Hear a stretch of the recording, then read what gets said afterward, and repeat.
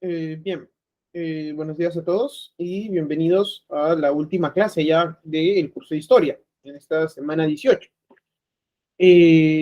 Bueno, en esta semana número 18, que vendría a ser ya la última clase de este ciclo virtual de San Marcos, del curso de Historia, lo que vamos a estudiar va a ser básicamente desde el gobierno de Juan Velasco Alvarado, el llamado gobierno revolucionario de las Fuerzas Armadas. Vamos a pasar por todo el proceso del gobierno revolucionario de las Fuerzas Armadas, los dos planes. Una primera etapa iniciada por Juan Velasco Alvarado, una segunda etapa que se podría hablar de un desmantelamiento de las reformas iniciadas por Velasco, que va a ser durante el gobierno de Morales Bermúdez, que va a ser un cambio importante, sobre todo en el liderazgo del proceso revolucionario que inician el Comando Conjunto de las Fuerzas Armadas. Vamos a hablar de la vuelta a la democracia, del segundo gobierno de Belaúnde, de la irrupción del grupo terrorista Sendero Luminoso y después del grupo terrorista del MRTA, sobre todo en la década de los 80, que se va a caracterizar por una época de violencia política, terrorismo, la guerra, el conflicto armado interno, que va a ser, vamos a tratar de explicar las razones del por qué inicia este episodio trágico dentro de la historia de nuestro país. De hecho, el episodio más sangriento y más trágico de la historia nacional es precisamente la década de los 80 y 90. Vamos a hablar de la última gran dictadura de verdad que tuvo el Perú, que va a ser la dictadura fujimorista en la década de los 90. De hecho, varios historiadores señalan la década de los 90 como la década de la antipolítica. Vamos a ver cómo varios de los valores democráticos, varias de las instituciones van a terminar siendo copadas por el gobierno de Alberto Fujimori, la época del Fujimorismo. Y por último vamos a hablar ya de lo que nos toca, de cómo viene el Perú para este siglo XXI. Lamentablemente, vamos a explicarlo en su momento, pero se pensaba que todos los actos de escandalosa y abierta corrupción, de decadencia de las instituciones, habían quedado atrás en los 90 y que supuestamente el Perú para este nuevo siglo se encaminaba supuestamente a un proceso de desarrollo en todo ámbito, económico, social, supuestamente con instituciones cada vez más fuertes y demás, o al menos eso parecía a inicios del siglo XXI, pero lamentablemente sobre todo desde el estallido del escándalo de Odebrecht hasta la actualidad, básicamente en lo que respecta a la política peruana y a los líderes políticos y a las fuerzas políticas, lamentablemente, volvemos a entrar a una crisis de valores democráticos. Nuevamente las posturas autoritarias, las posturas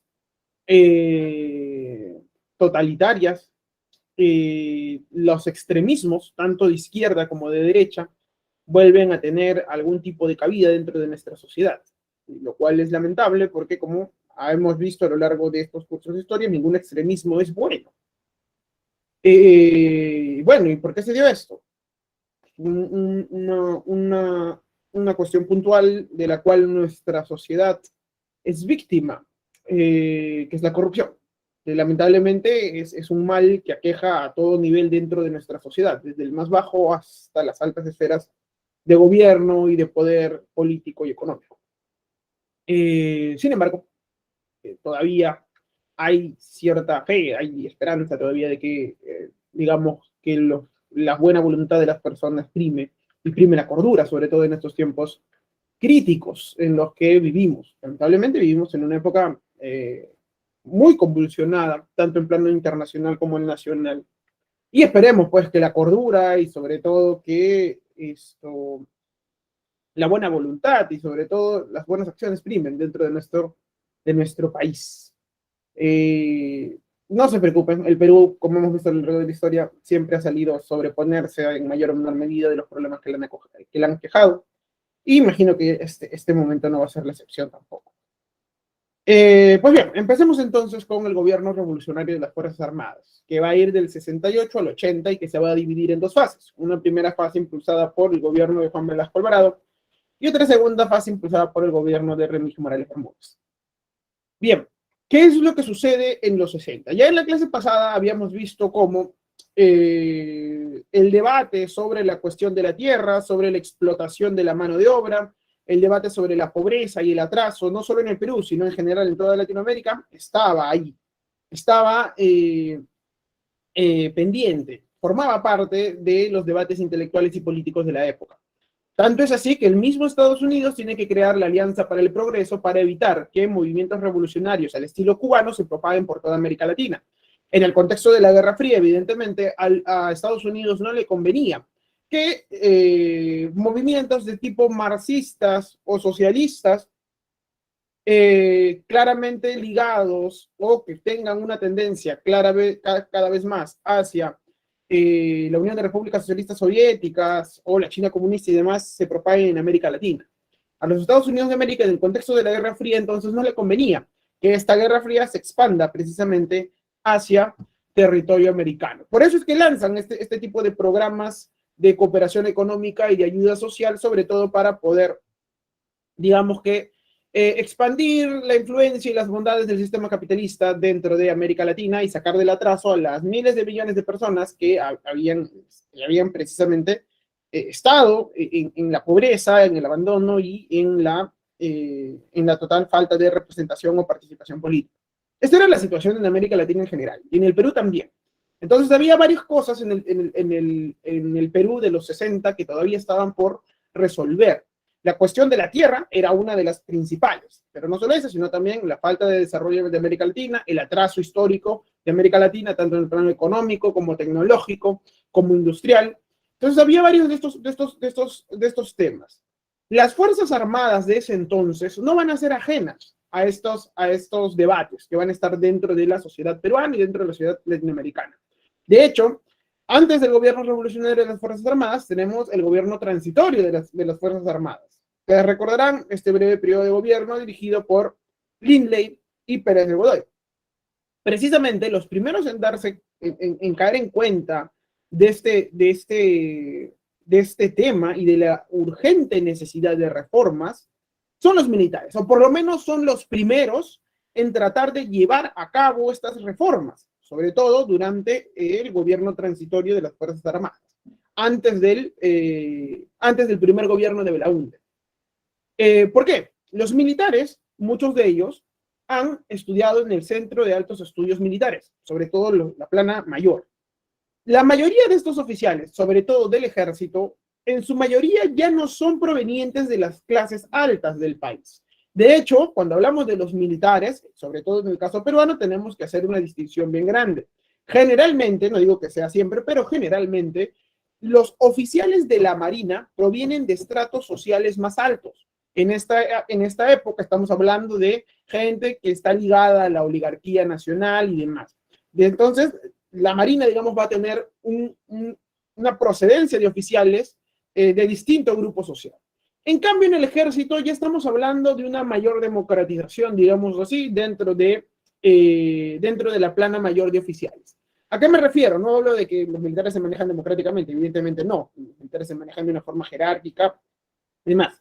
Sino me refiero a que dentro de la plana de oficiales del ejército van a acceder gente de clases medias provinciales. Por ejemplo, Juan Velasco Alvarado era provinciano clase mediero. Y él llega precisamente a través de sus capacidades militares y a través de su propio ingenio y de sus propios méritos, llega a ocupar cargos importantes dentro de el ejército del Perú. Y así, sobre todo dentro del ejército, vamos a tener a una gran cantidad de oficiales de procedencias de clases medias que precisamente han sido testigos de muchas de las injusticias y muchos de ellos han sufrido también mucho del atraso, mucho del abandono, mucho de la segregación política que existía en el Perú a principios del siglo XX. Pues bien, por ejemplo, Velasco me parece que era piurano, para que vean esto, un ejemplo, había procedencia de oficiales de diferentes partes del país. Y muchos de estos oficiales llegan a estudiar el CAEM. ¿Qué es el CAEM? El Centro de Altos Estudios Militares, que se forma, como ustedes recordarán, durante el gobierno de Odría. La intención era formar oficiales dentro de las Fuerzas Armadas, pero que no solo tengan capacidades para la dirección de tropas o para el enfrentamiento en una guerra abierta. Se quería y se pretendía que estos oficiales también se formen en conocimientos de economía, sociología, historia, administración, y así. De esta manera, entonces, a través del CAEM, muchos de estos oficiales van a empezar a estudiar historia del Perú, van a empezar a estudiar realidad nacional, van a empezar a estudiar economía, política, administración, y precisamente una de las conclusiones a las que van a llegar luego de su paso por el CAEM es que el Perú necesitaba una serie de reformas fundamentales para poder, por un lado, favorecer y apoyar a los menos necesitados, y por otro lado, evitar la irrupción de una revolución de tipo marxista o comunista dentro de nuestro país. En el CAEM van a llegar también varios profesores, sociólogos, historiadores, que van a llegar también con estas ideas progresivas y de reformas. Por eso es que estos oficiales se van a nutrir mucho de estos profesores del CAEM.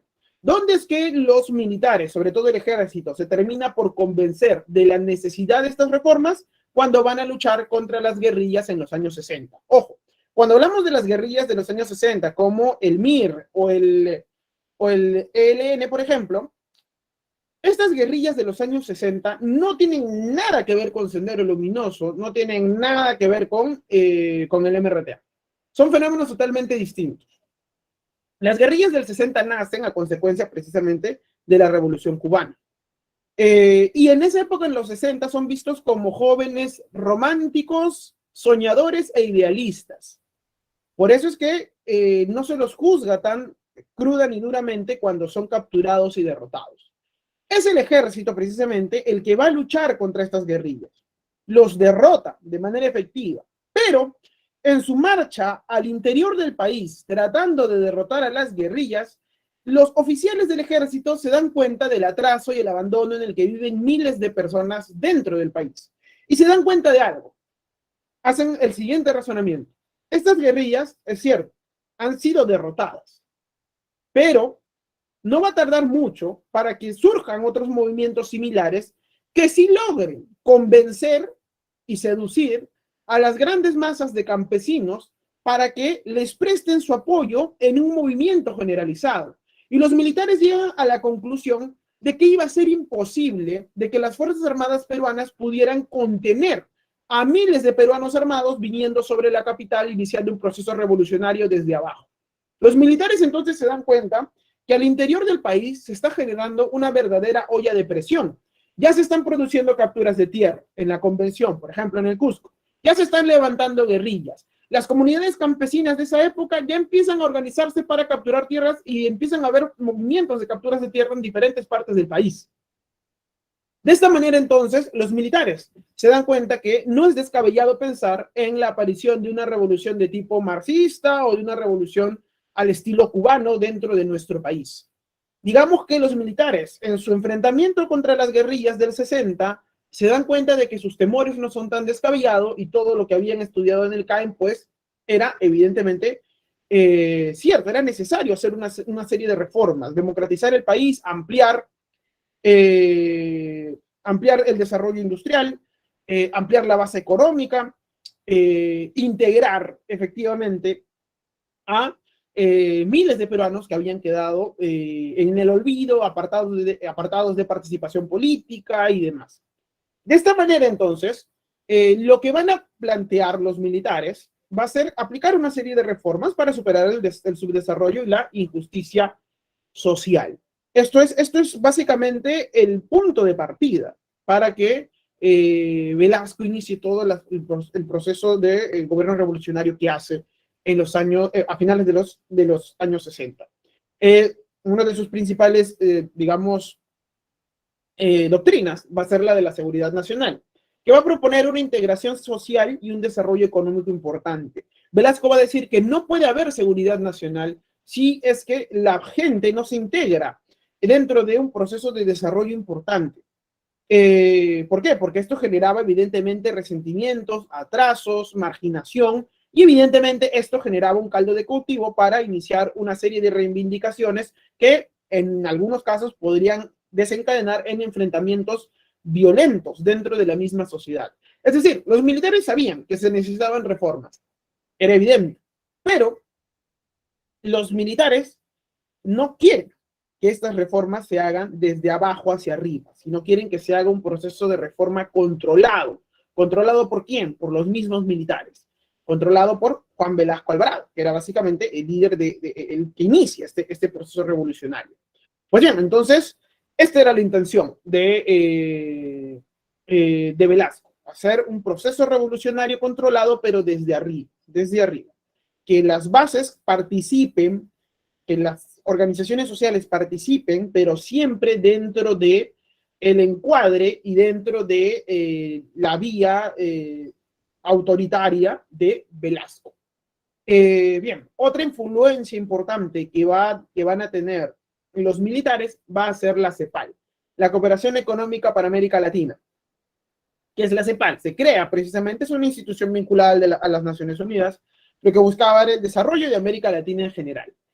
Y para esta época, una de las principales conclusiones a la que había llegado la CEPAL era de que en América Latina no había habido un proceso importante de industrialización y por lo tanto no podía competir al mismo nivel que los países industrializados. Como ustedes sabrán, en América Latina no existe un proceso como el de Europa o el de Estados Unidos de una primera o una segunda revolución industrial. Básicamente nosotros nos convertimos, lamentablemente hasta el día de hoy, en productores de materia prima. Es decir, nosotros dábamos la materia prima para que en Estados Unidos y en Europa Occidental pues la transformen a través de su colosal industria que tenían esos señores. En América Latina no habíamos tenido eso. Entonces, ¿qué es lo que propone la CEPAL? La CEPAL propone el modelo EASY, el modelo de desarrollo EASY, que es el de impulsar la industrialización por la sustitución de importaciones. ¿Qué significa esto? Significa que en vez de que el Perú importe, no sé, automóviles, televisores o demás, hacer que estos productos se fabriquen dentro de nuestro país. Y así, de esta manera, generar un proceso de industrialización importante. Así como la CEPAL va a recomendar el proyecto EASY, la CEPAL también va a dar una serie de indicaciones, no solo para el Perú, sino para toda América Latina, con el objetivo de poder desarrollar e industrializar de forma rápida el país, los países latinoamericanos, el Perú en este caso, y de esa manera pues tratar de alcanzar o equiparar a lo que se va a conocer como el primer mundo. Recuerden que durante estas épocas en donde aparece el concepto de tercer mundo o país tercermundista. ¿A qué se refiere con país tercermundista? Pues son todos aquellos países que no han pasado por un proceso de industrialización importante y el Perú era uno de ellos. Había un primer mundo, dentro de que elabora este concepto, había un primer mundo que era el capitalismo, un segundo mundo industrial también, que era el comunismo en el contexto de la Guerra Fría, y después un tercer mundo que básicamente no había podido alcanzar un proceso de industrialización importante, que tenía un evidente atraso económico, problemas políticos y sociales, y un atraso histórico, evidentemente. Pues bien, entonces la CEPAL, el CAEM, van a ser las principales influencias ideológicas, y las propuestas ideológicas va a ser aplicar un proceso de reformas controlado desde arriba a través de una vía autoritaria. ¿Cuándo es que se va a iniciar el gobierno revolucionario de las Fuerzas Armadas? En el año de 1968, cuando se produce el escándalo de la página 11. Como ustedes sabrán, los militares habían puesto, digamos, todas sus fichas a Belaúnde. Belaúnde era el candidato de los militares. Los militares apoyaban a Belaúnde porque veían en Belaúnde, durante su primer gobierno, a la persona capaz de iniciar los cambios que los militares habían propuesto y que habían encauzado durante la época de Lindley y Pérez de Godoy. Sin embargo, Belaúnde se muestra evidentemente frágil, débil, no puede enfrentar la oposición política del APRA y de la Unión Nacional Obrerista. Belaúnde hace una serie de tímidas reformas que no contentan a nadie. Los militares se cansan de esperar a Belaúnde, se cansan de que Belaúnde no pueda tomar las riendas de las reformas preparadas e impulsadas por los militares, y por eso es que el jefe del Comando Conjunto de las Fuerzas Armadas, que en este caso era Juan Velasco Alvarado, coordina este golpe de Estado y terminan derrocando entonces a Belaúnde. La primera fase del plan va a ser la fase llamada como Plan Inca, que va a durar durante el gobierno de Velasco, que va a ir del 68 al 75. El objetivo general, como ya hemos visto dentro de la propuesta ideológica, era modernizar el país, industrializarlo de forma rápida, aplicar una serie de reformas nacionalistas, antioligárquicas, a través de la vía autoritaria. Velasco es el puntillazo final a la oligarquía peruana. La oligarquía peruana, que había tenido su época dorada durante inicios de siglo y que va a tener precisamente una época de persecución durante el oncenio de Leguía, para esta época ya venía siendo cuestionada desde diferentes frentes. O sea, esta rancia oligarquía en alianza con el gamonalismo serrano que había controlado gran parte de la economía, de la política y de la sociedad peruana, para la década de los 60 ya venía profundamente golpeada. Eran ricos, tenían, y hasta ahorita tienen, gran parte del control y el poder económico dentro de nuestro país. Pero en el plano social y político, esta oligarquía ya venía siendo abiertamente desprestigiada, abiertamente criticada. De hecho, durante todos los años, finales de los 50 y los años 60, vamos a ver cómo esta oligarquía va a venir desmoronándose políticamente hablando. Ya no van a poder concretar una postura política autónoma como para poder capturar, digamos, el poder a través de una vía democrática y demás. Por eso recurrían a alianzas, generalmente, o bueno, en este caso, era Odría el que, digamos, representaba las aspiraciones de la oligarquía. Pero ya esta oligarquía venía siendo abiertamente cuestionada, no tenía un mayor aval político. Precisamente, ¿quién es el que le da el puntillazo final a la oligarquía políticamente hablando? Pues el gobierno de Juan Velasco Alvarado. ¿Por qué? Su retórica va a ser precisamente nacionalista, profundamente nacionalista y antioligárquica, ya que Velasco va a identificar a la oligarquía como esta clase social que prácticamente había entregado los recursos de nuestro país a los intereses internacionales. Y ese era el discurso que se manejaba, era la oligarquía, la que a través de diferentes formas se había precisamente aliado con los capitales ingleses y luego norteamericanos, y eran estos capitales ingleses y norteamericanos los que habían sacado gran parte de los recursos de nuestro país para sus propios procesos de industrialización, haciendo que nuestro país se quede en el atraso. Supuestamente, con el gobierno de Velasco, eso iba a acabar, y Velasco va a hablar de una especie de segunda independencia del Perú. Esa también va a ser la retórica dentro del gobierno de Velasco. Hablaba de una segunda independencia, ¿por qué? Porque básicamente estaba señalando que durante su gobierno lo que se buscaba era alcanzar ya la independencia económica. Habíamos alcanzado la independencia política, sí, porque teníamos nuestros propios presidentes desde 1821 a la actualidad, a los 60, nuestra propia constitución, teníamos nuestra propia forma de dirigir el país, pero seguíamos dependiendo económicamente de algo. Lo que buscaba Velasco era eso, alcanzar la independencia económica, que por cierto hasta el día de hoy no tenemos. Nosotros no tenemos independencia económica, dependemos de los capitales extranjeros y demás. Por eso es que siempre se asustan con la inversión privada. Decae la inversión privada. Es evidente de que el Perú no tiene independencia económica. Básicamente por eso, seguimos dependiendo de capitales extranjeros. Pero el objetivo de Velasco era acabar con eso, precisamente. Por eso, para acabar precisamente con ese modelo económico de dependencia, va a aplicar una serie de estatizaciones. Las estatizaciones buscaban precisamente que sectores claves de la producción económica de nuestro país estén bajo control de capitales estrictamente peruanos. No solo del Estado, sino también de capitales peruanos o en manos de personas del Perú. En un primer momento, evidentemente los sectores claves van a estar en manos del gobierno. Lo que se buscaba era controlar los recursos a través del Estado para alcanzar la autonomía económica. El capitalismo de Estado, eso es lo que muchos de los historiadores e investigadores van a identificar dentro del gobierno de Velasco. De esta manera, entonces, van a nacer una gran cantidad de empresas públicas que van a controlar la producción de materias primas claves dentro de nuestro país. Van a ser Petroperú, encargada precisamente de controlar la producción de petróleo. Van a ser Electroperú, encargada de la producción eléctrica. Minero Perú, que se va a encargar de la producción de cobre sobre todo, ya que para esta época el Perú se convirtió en uno de los principales países exportadores de cobre.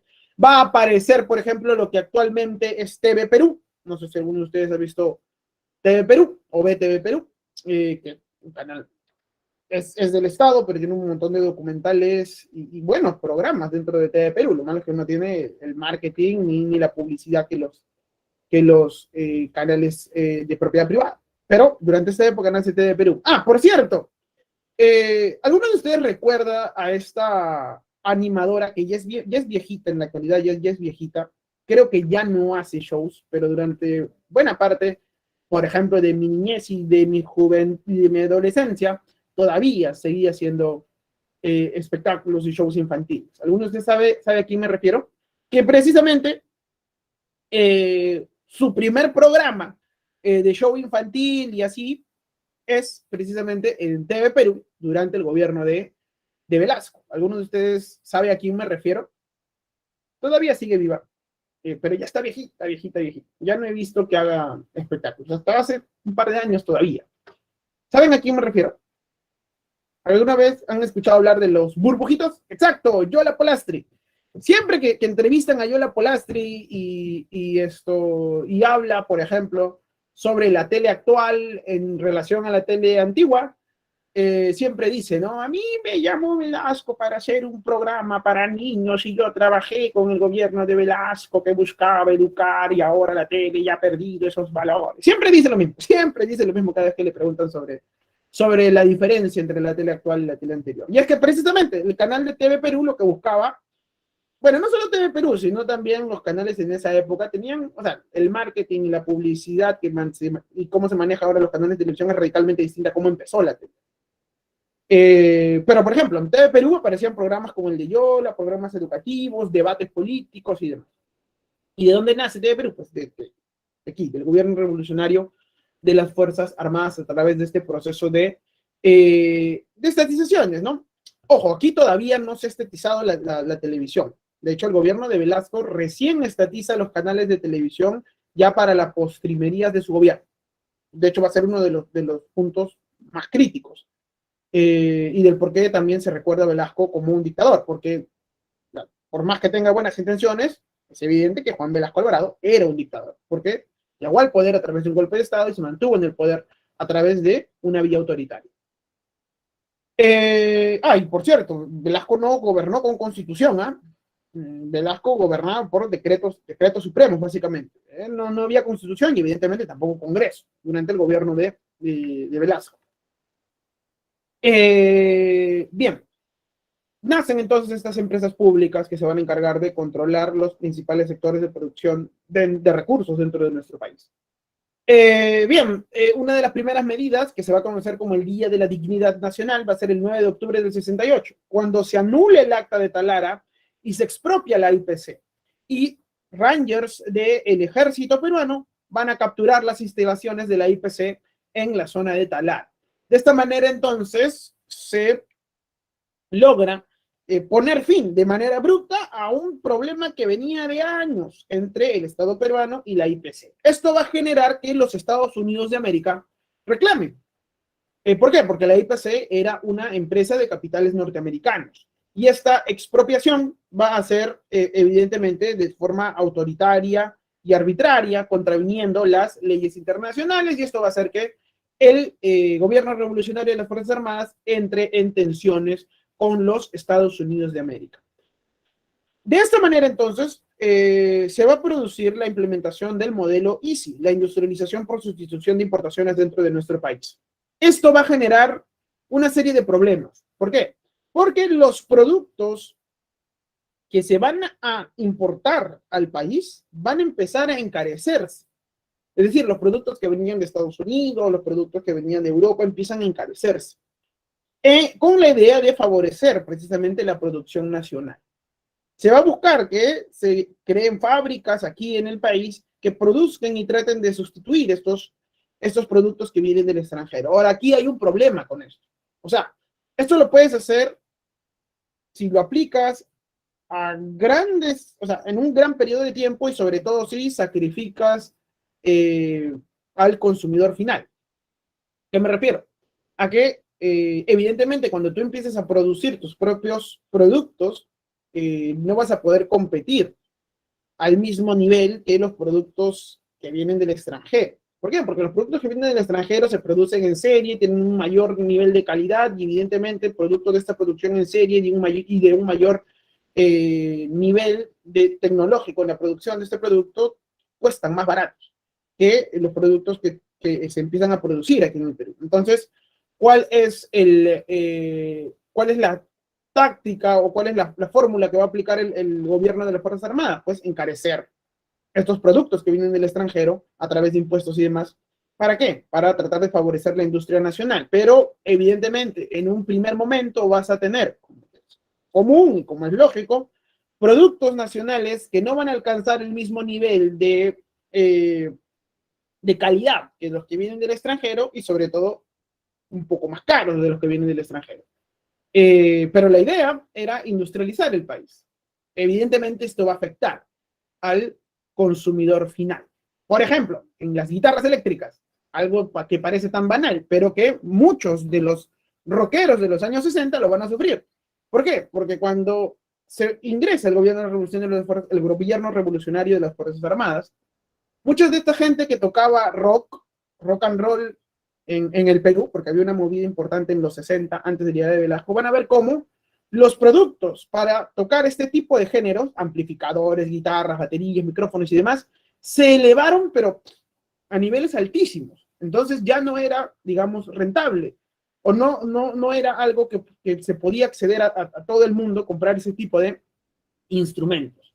Algunos van a empezar a ¿qué? Van a empezar a fabricar sus propios instrumentos, sobre todo en la zona de la sierra. Van a empezar a fabricar sus propios instrumentos y de ahí van a hacer, a través de una fusión con instrumentos propios y demás, que sonaban distorsionados y demás, empieza a aparecer la cumbia o la chicha como la conocemos en la actualidad. Pero, por ejemplo, en el caso de las guitarras eléctricas, en este caso, vamos a tener este inconveniente, ¿no? Que con la impulsación de este proteccionismo, que tenía, claro, muy buenas intenciones, industrializar el país de forma efectiva, pues el consumidor al final tenía productos de muy baja calidad a un mayor precio, o si querías un producto del extranjero, pues tenías que pagar un montón de dinero. Y así como en las guitarras, en otros productos también vamos a tener este problema. Pues bien, esto va a ser entonces las intenciones que va a aplicar el gobierno revolucionario y las Fuerzas Armadas. El problema va a ser el siguiente. Las empresas estatales no van a tener la misma rentabilidad que durante su época en manos privadas. Debido a que las empresas estatales no logran alcanzar los niveles de productividad y rentabilidad deseados, el Estado peruano empieza a endeudarse. Empieza a endeudarse ¿para qué? Para tratar de mantener a flote la producción de estas empresas. La mayoría de estas empresas va a estar bajo el control del Estado y va a estar con directivos mixtos entre militares y civiles. En su mayoría, los dirigentes máximos de estas empresas van a ser militares, que lamentablemente, a pesar de la formación en administración y demás, no van a tener un control eficiente de la dirección de estas empresas. Por eso es que el Estado le va a tener que dar dinero para tratar de mantenerlas a flote. Evidentemente, los historiadores en la actualidad señalan que el tiempo inicial iba a ser obviamente a pérdidas, pero que era muy probable que una vez que ya los directivos se hayan asentado y hayan empezado a empaparse en el manejo de estas empresas, probablemente estas empresas hubieran empezado a tener una mayor rentabilidad. ¿Qué es lo que sucede? La crisis del petróleo de los 70. Y ahí sí ya terminó por caer abajo todas las empresas estatales que trata de dirigir el gobierno revolucionario de las Fuerzas Armadas. O sea, Velasco tuvo tanta mala suerte que cuando estaba tratando de aplicar su proceso de reformas, en los 70 viene para la crisis de los energéticos, y evidentemente esto afecta a todo el mundo y también afectó a las empresas estatales peruanas que no podían mantenerse a flote, que necesitaban el dinero del Estado, pero que lamentablemente con la llegada de los crisis de los energéticos, pues toda la producción que era mala termina por haciéndose terrible. Y por eso es que las empresas estatales, pues, simplemente colapsan, empiezan a entrar en quiebra, como pueden ver aquí. Estas son las pérdidas acumuladas en millones de dólares por las empresas peruanas. Como pueden ver aquí, digamos que estaban arrojando pérdidas, se estaban recuperando, como pueden ver el gráfico, pero en los 70 se inicia la crisis de los energéticos y simplemente la rentabilidad y la producción de las empresas estatales pues simplemente se viene a pique. Pues bien, a pesar de que había un discurso de independencia económica y de dejarla, de dejar de necesitar la ayuda internacional y más que nada hacer un proceso de cooperación autónomo y de industrialización en nuestro país, nuestro principal mercado sigue siendo los Estados Unidos de América. ¿A dónde se vendía el cobre que producía Minero Perú? A Estados Unidos. Estados Unidos nos siguen comprando nuestro cobre principalmente. A pesar del discurso de dejar la dependencia económica y demás, era evidente que no podíamos dejar de venderle a Estados Unidos, ya que era nuestro principal comprador. Y para iniciar el proceso de reformas de Velasco, se necesitaba dinero. A pesar de que se aumentan las tensiones con Estados Unidos, las relaciones económicas siguen manteniéndose, siguen siendo estrechas y Estados Unidos sigue siendo nuestro principal mercado. Pues bien, eso es en el plano económico. Ahora bien, un tema importante que estaba dentro del tintero durante finales de los 50 y principios de los 60 es la cuestión agraria, la reforma agraria. Dentro del país había una gran cantidad de campesinos a los cuales se le había privado del acceso a la tierra. Y es más, los gamonales y los terratenientes en la sierra extendían sus haciendas a costa de la propiedad campesina. Muchas de estas comunidades campesinas lo único que reclamaban era que vuelvan a acceder a las tierras que tradicionalmente habían tenido. Este debate de la reforma agraria va a estar precisamente durante todos los años 60 y va a ser durante el gobierno de Velasco, durante el año de 1969, en donde se va a iniciar la aplicación de una reforma agraria progresiva. La reforma agraria no fue de un porrazo para todos, no, es una reforma agraria que se aplica en diferentes regiones del país de forma progresiva y paulatina, pero se inicia precisamente durante el gobierno de Juan Velasco Alvarado. La intención era mejorar el nivel de vida del campesino, eliminando el latifundio. El latifundio serrano era uno de los principales problemas que aquejaban a miles de campesinos. Muchos de estos campesinos veían cómo el latifundio se extendía a costa de su territorio y por eso es que reclamaban abiertamente. Además de que estos latifundistas, estos gamonales en la sierra, trataban a lo que ellos consideraban sus indios de forma totalmente violenta, despectiva, ejerciendo precisamente un control casi judicial dentro de sus territorios. Los llamados indios eran sometidos precisamente a una serie de abusos muy grandes. No sé si lo comenté aquí, pero por ejemplo, mi abuelo recibía, cuando era niño, por trabajar en una de estas haciendas de gamonales, no recibía dinero. Recibía media botella de aguardiente y media bolsita de hoja de coca. Ese era su pago. Y los adultos recibían una botella de aguardiente y una bolsa completa de hoja de coca. Ese era el pago que recibían por parte de los gamonales en Abancay, por ejemplo. Y no solo eso, o sea, dentro del país, sobre todo de la Sierra Sur, vamos a tener historias similares en donde los gamonales cometían una serie de abusos, violaciones, obligaban a las personas a trabajar en jornadas extenuantes. Por ejemplo, ¿han leído Los perros hambrientos de Ciro Alegría? Si han leído Los perros hambrientos de Ciro Alegría, van a ver de manera muy violenta, muy vívida, cuáles eran los abusos que los gamonales, sobre todo en la Sierra Sur, aplicaban sobre la población. Y en la costa norte, que era una zona ya de mayor industrialización, una zona que se dedicaba a la agroexportación y demás, también había una cuestión de reforma agraria. ¿Por qué? Porque ahí las grandes haciendas agroexportadoras, que eran más tecnológicas, más modernas que el gamonalismo serrano, habían logrado también acaparar sus tierras a costa de comunidades campesinas y varios de los pequeños propietarios habían sido precisamente englobados, habían tenido que vender sus tierras porque no podían competir con la gran industria. Entonces muchos de estos desplazados producto de la aparición de las grandes haciendas agroindustriales, pues básicamente también reclamaban la aplicación de un proceso de reforma. Lo que se buscaba era precisamente eliminar el latifundio. Ahora, no es que venía el Estado y te quitaba la tierra, no, te expropiaba la hacienda. Es decir, venía, tasaba en cuánto valía tu hacienda, te daba un bono de reforma que era una especie de deuda que el Estado te tenía a ti, y luego el Estado repartía estos territorios entre los campesinos o los miembros de una cooperativa y demás.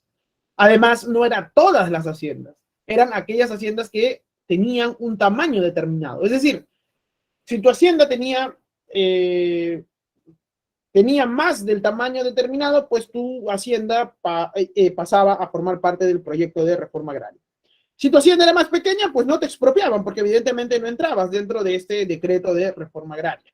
Muchos de los grandes hacendados, para evitar que expropien sus haciendas, ¿saben qué es lo que hicieron? Empezaron a dar herencias anticipadas. Es decir, por ejemplo, yo soy un hacendado, ustedes son mi familia. Yo veo que mi hacienda tiene la cantidad de hectáreas para entrar dentro del proceso de reforma agraria. Entonces, yo para evitar que mi hacienda entre dentro del proceso de reforma agraria, yo les empiezo a repartir a ustedes, que son mi familia, un pedazo a cada uno, y de esta manera entonces cuando llegue el Estado a querer implementar la reforma agraria, pues yo le digo, no, mi hacienda solo mide esto y ese tiene otro propietario, otro propietario, otro propietario, otro propietario, y de esta manera entonces las familias poderosas y hacendadas pues lograron salvar algunos de sus predios, algunas de sus haciendas, lo cual fue visto por muchos campesinos como una burla. ¿Por qué? Porque les había generado mucha expectativa el proceso de reforma agraria, pero en algunos territorios no se aplica. ¿Por qué? Porque básicamente los hacendados se habían manejado de esta manera. ¿Por qué? Porque el gobierno de Velasco, este gobierno de Velasco que muchas veces lo tildan de rojo, de comunista, de marxista y demás, pues básicamente cumplía las leyes. La ley de reforma agraria decía que si tu hacienda tenía un tamaño determinado, pues entrabas dentro del proceso, pero si no tenía ese tamaño, pues básicamente podías salvar tu hacienda y tu territorio, y además no te lo quitaban, sino te lo expropiaban, que es muy distinto. Hay que hablar las cosas como son. El objetivo de la reforma agraria era evitar el avance de la izquierda radical y las guerrillas, como ya lo hemos visto. Pues bien, las medidas que se van a dar van a ser la expropiación de los latifundios, de manera progresiva. No va a ser al caballazo y a todos por igual, no. Va a ir por regiones. Por regiones se iban aplicando los procesos de expropiación de latifundios.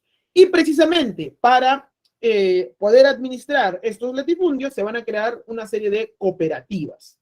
Las cooperativas agrarias de producción y los sistemas agrarios de interés social, que van a ser precisamente estas cooperativas las que se van a encargar de administrar los nuevos territorios y repartirlos entre los miembros de estas cooperativas agrarias.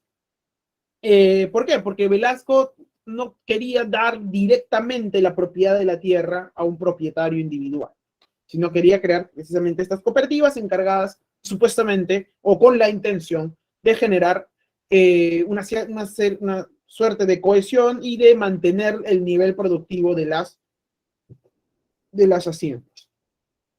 Precisamente, estas expropiaciones de los latifundios se van a producir de forma realmente pacífica. De hecho, muchos historiadores y sociólogos en la actualidad señalan que la reforma agraria iniciada por Velasco es una reforma agraria pacífica.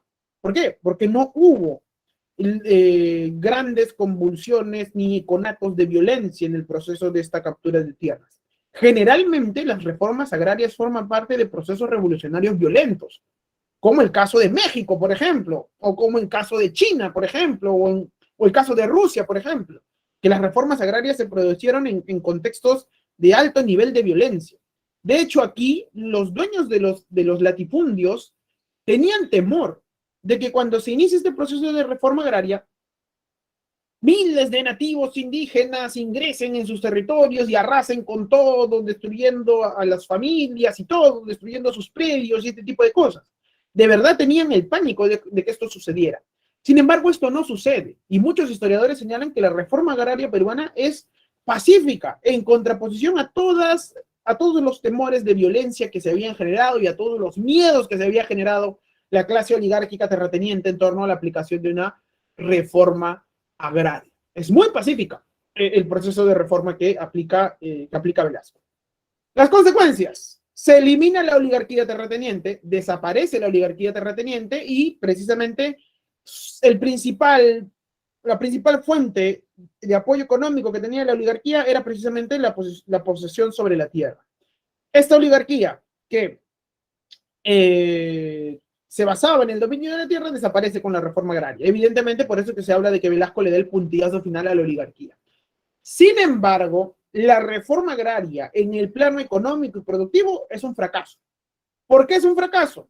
Hay una falta de apoyo técnico a las cooperativas agrarias, que terminan por demostrar su ineficiencia al momento de tratar de gestionar los territorios que se les están dando. No cuentan con la capacitación necesaria para poder impulsar el mismo nivel de producción. Ahora hay que también ponerlo en el contexto. No es que Velasco no haya querido, sino que, como verán ustedes, la crisis de los energéticos de los 70 terminan por destruir o derrocar precisamente este proceso revolucionario. Entonces, si tienes crisis económica en tus sistemas productivos importantes, pues evidentemente las CAPs y las AIS y las cooperativas agrarias pues, van a tener falencias también.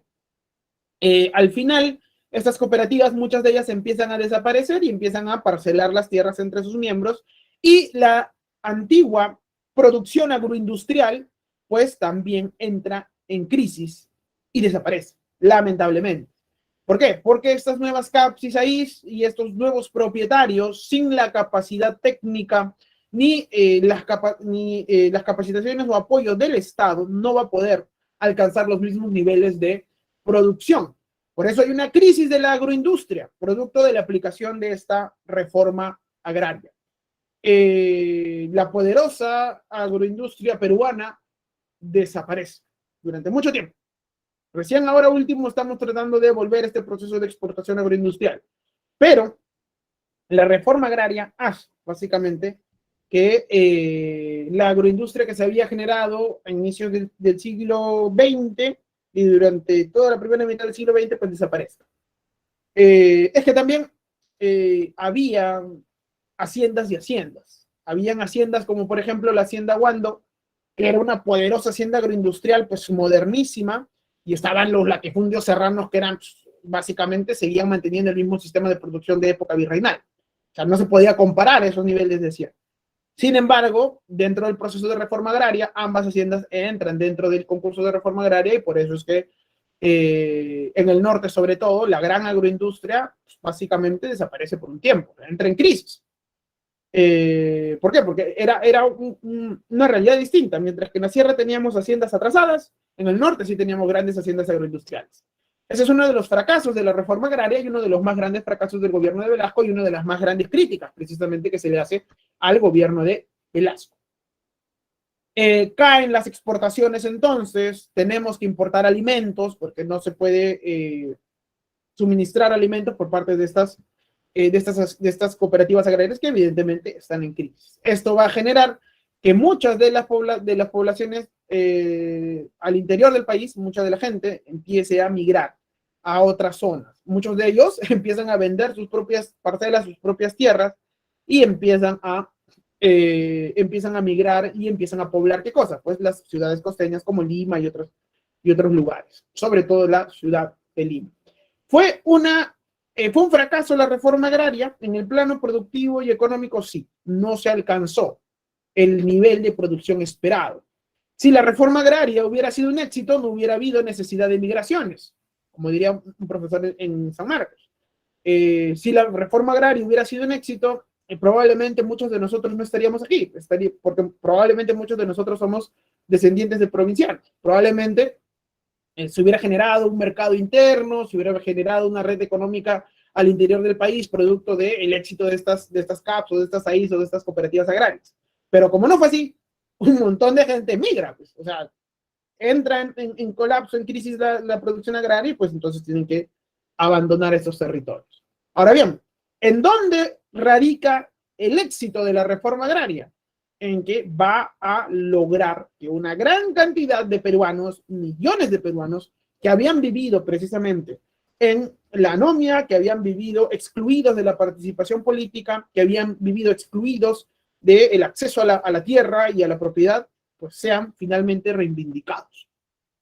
La reforma agraria radica, o su éxito en eso, radica en que miles de peruanos, millones de peruanos, empiezan a tener participación política, empiezan a ser vistos, empiezan a ser tomados en cuenta por parte del Estado peruano que los había tradicionalmente olvidado y separado precisamente de su justo derecho a participar en las decisiones del país en el que vivían. Ahí radica el éxito de la reforma agraria. La reforma agraria permite que miles de peruanos, millones de peruanos, se integren, para mal, para bien, se integren, y el justo derecho de integrarse dentro de la sociedad peruana, dentro de la política peruana.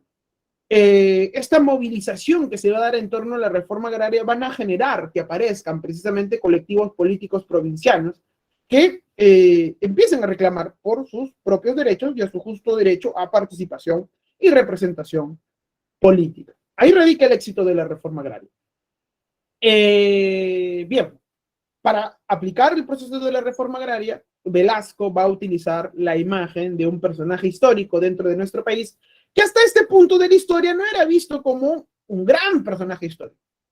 O sea, hasta este punto de nuestra historia, hasta los años 70, finales de los 60 y principios de los 70, este personaje histórico era uno más de tantos que se había rebelado en contra del poder español, era un indígena nativo que se conocía su existencia y demás, pero no tenía la fama que va a llegar a tener.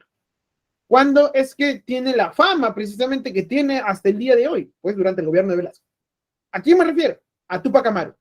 Velasco utiliza la imagen de Túpac Amaru, por ser un líder nativo indígena, como un líder revolucionario que va a encarar precisamente los ideales dentro de este proceso de reforma agraria.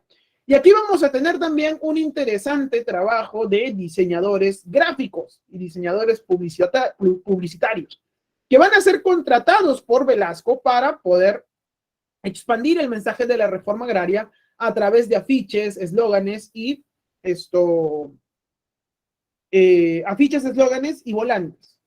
Aquí van a hacer lo que se conoce como el pop achorado. No sé si alguno de ustedes ha escuchado hablar de este término. El pop achorado. ¿Qué es el pop achorado? Pues básicamente es una corriente de diseño gráfico que nace en esta época, cuya principal intención era propagar el proceso de reforma agraria y va a utilizar muchos de los elementos del pop que se utilizaba en Estados Unidos para tratar de impulsar los ideales de la reforma. Ahora vamos a mostrar aquí, en un momento. Aquí está. Este va a ser el producto del pop achorado. No sé si lo logran ver. ¿Lo logran ver bien? ¿Me confirman, por favor, si lo logran ver bien? Por ejemplo, este es precisamente los eslóganes y los carteles que van a producir estos diseñadores gráficos que van a tener como principal intención precisamente difundir los ideales del proceso de la reforma agraria. Aquí vamos a tener los más resaltantes, los que se ponen en exposición en los museos y demás. Van a ser afiches, básicamente, que van a tratar de difundir ese proceso de reforma agraria, como este, por ejemplo. ¿Por qué se le conoce como pop achorado? Porque, como ustedes verán, se utiliza mucho de la iconografía del estilo cómic de los Estados Unidos de esta época y se lo plasma como una forma de difundir el mensaje político de la reforma agraria. Va a ser toda una corriente que hasta el día de hoy influye mucho en los artistas peruanos y los diseñadores gráficos. Este señor va a ser el que va a crear todo esto. Jesús Ruiz Durán va a ser una de las piezas claves dentro de este proceso de difusión propagandística de la reforma agraria. Pues bien, esta es la reforma agraria. ¿Que fue un fracaso económico? Sí, fue un fracaso económico, sí, hay que reconocer, pero que va a permitir la integración de millones de peruanos. Después de la reforma agraria, el Perú no va a ser el mismo. El Perú, como lo conocemos hoy en la actualidad, nace gracias a este proceso de reforma agraria. Para bien o para mal, el Perú se configura como lo conocemos en la actualidad después de la reforma agraria. Hay muchos detractores de Velasco que detestan a Velasco así profundamente por el proceso de reforma agraria, que incluso ahorita están en el Congreso y que muchos de ellos, por sus actitudes y por sus mensajes, añorarían volver a la época pre-Velasco. No sé si ustedes se han dado cuenta. Sobre todo las formas en las que se expresan, las formas en que dan sus consejos, muchos de ellos añorarían volver a la época de los años 50 y 40, por ejemplo. ¿Por qué? Porque el Perú, después de la reforma agraria, cambia radicalmente. Cambia como lo conocemos en la actualidad. Muchos de nosotros, como bien dice el documental La Revolución de la Tierra, no sé si lo han visto, muchos de nosotros somos hijos de la reforma agraria. Yo me considero un hijo de la reforma agraria, ¿por qué? Porque mi familia es de la sierra, para bien o para mal. Yo estoy aquí básicamente por varios de los eventos que se desarrollaron durante esta época de Velasco. Bien, en el plano internacional, durante el gobierno de Velasco vamos a tener tensiones con Estados Unidos por la IPC y sobre todo por este esfuerzo de Velasco de desligarse de la dependencia económica norteamericana y capitalista sobre todo, porque como ustedes recordarán, hasta antes de Velasco el Perú estaba dentro de la órbita de los Estados Unidos y dentro del bloque capitalista norteamericano, y básicamente la oligarquía peruana era altamente dependiente de los capitales y de la política norteamericana. Cuando llega Velasco, Velasco no llega con la intención de volverse un aliado fiel de la Unión Soviética, no, de hecho Velasco quería una independencia política tanto de la Unión Soviética como de los Estados Unidos de América, y por eso es que durante el gobierno de Velasco el Perú tiene la intención de meterse o incluirse dentro del movimiento de países no alineados. Velasco ve el movimiento de países no alineados como una oportunidad para poder entablar alianzas importantes de desarrollo comercial, de desarrollo económico con estos países que también criticaban tanto a la Unión Soviética como a los Estados Unidos de América.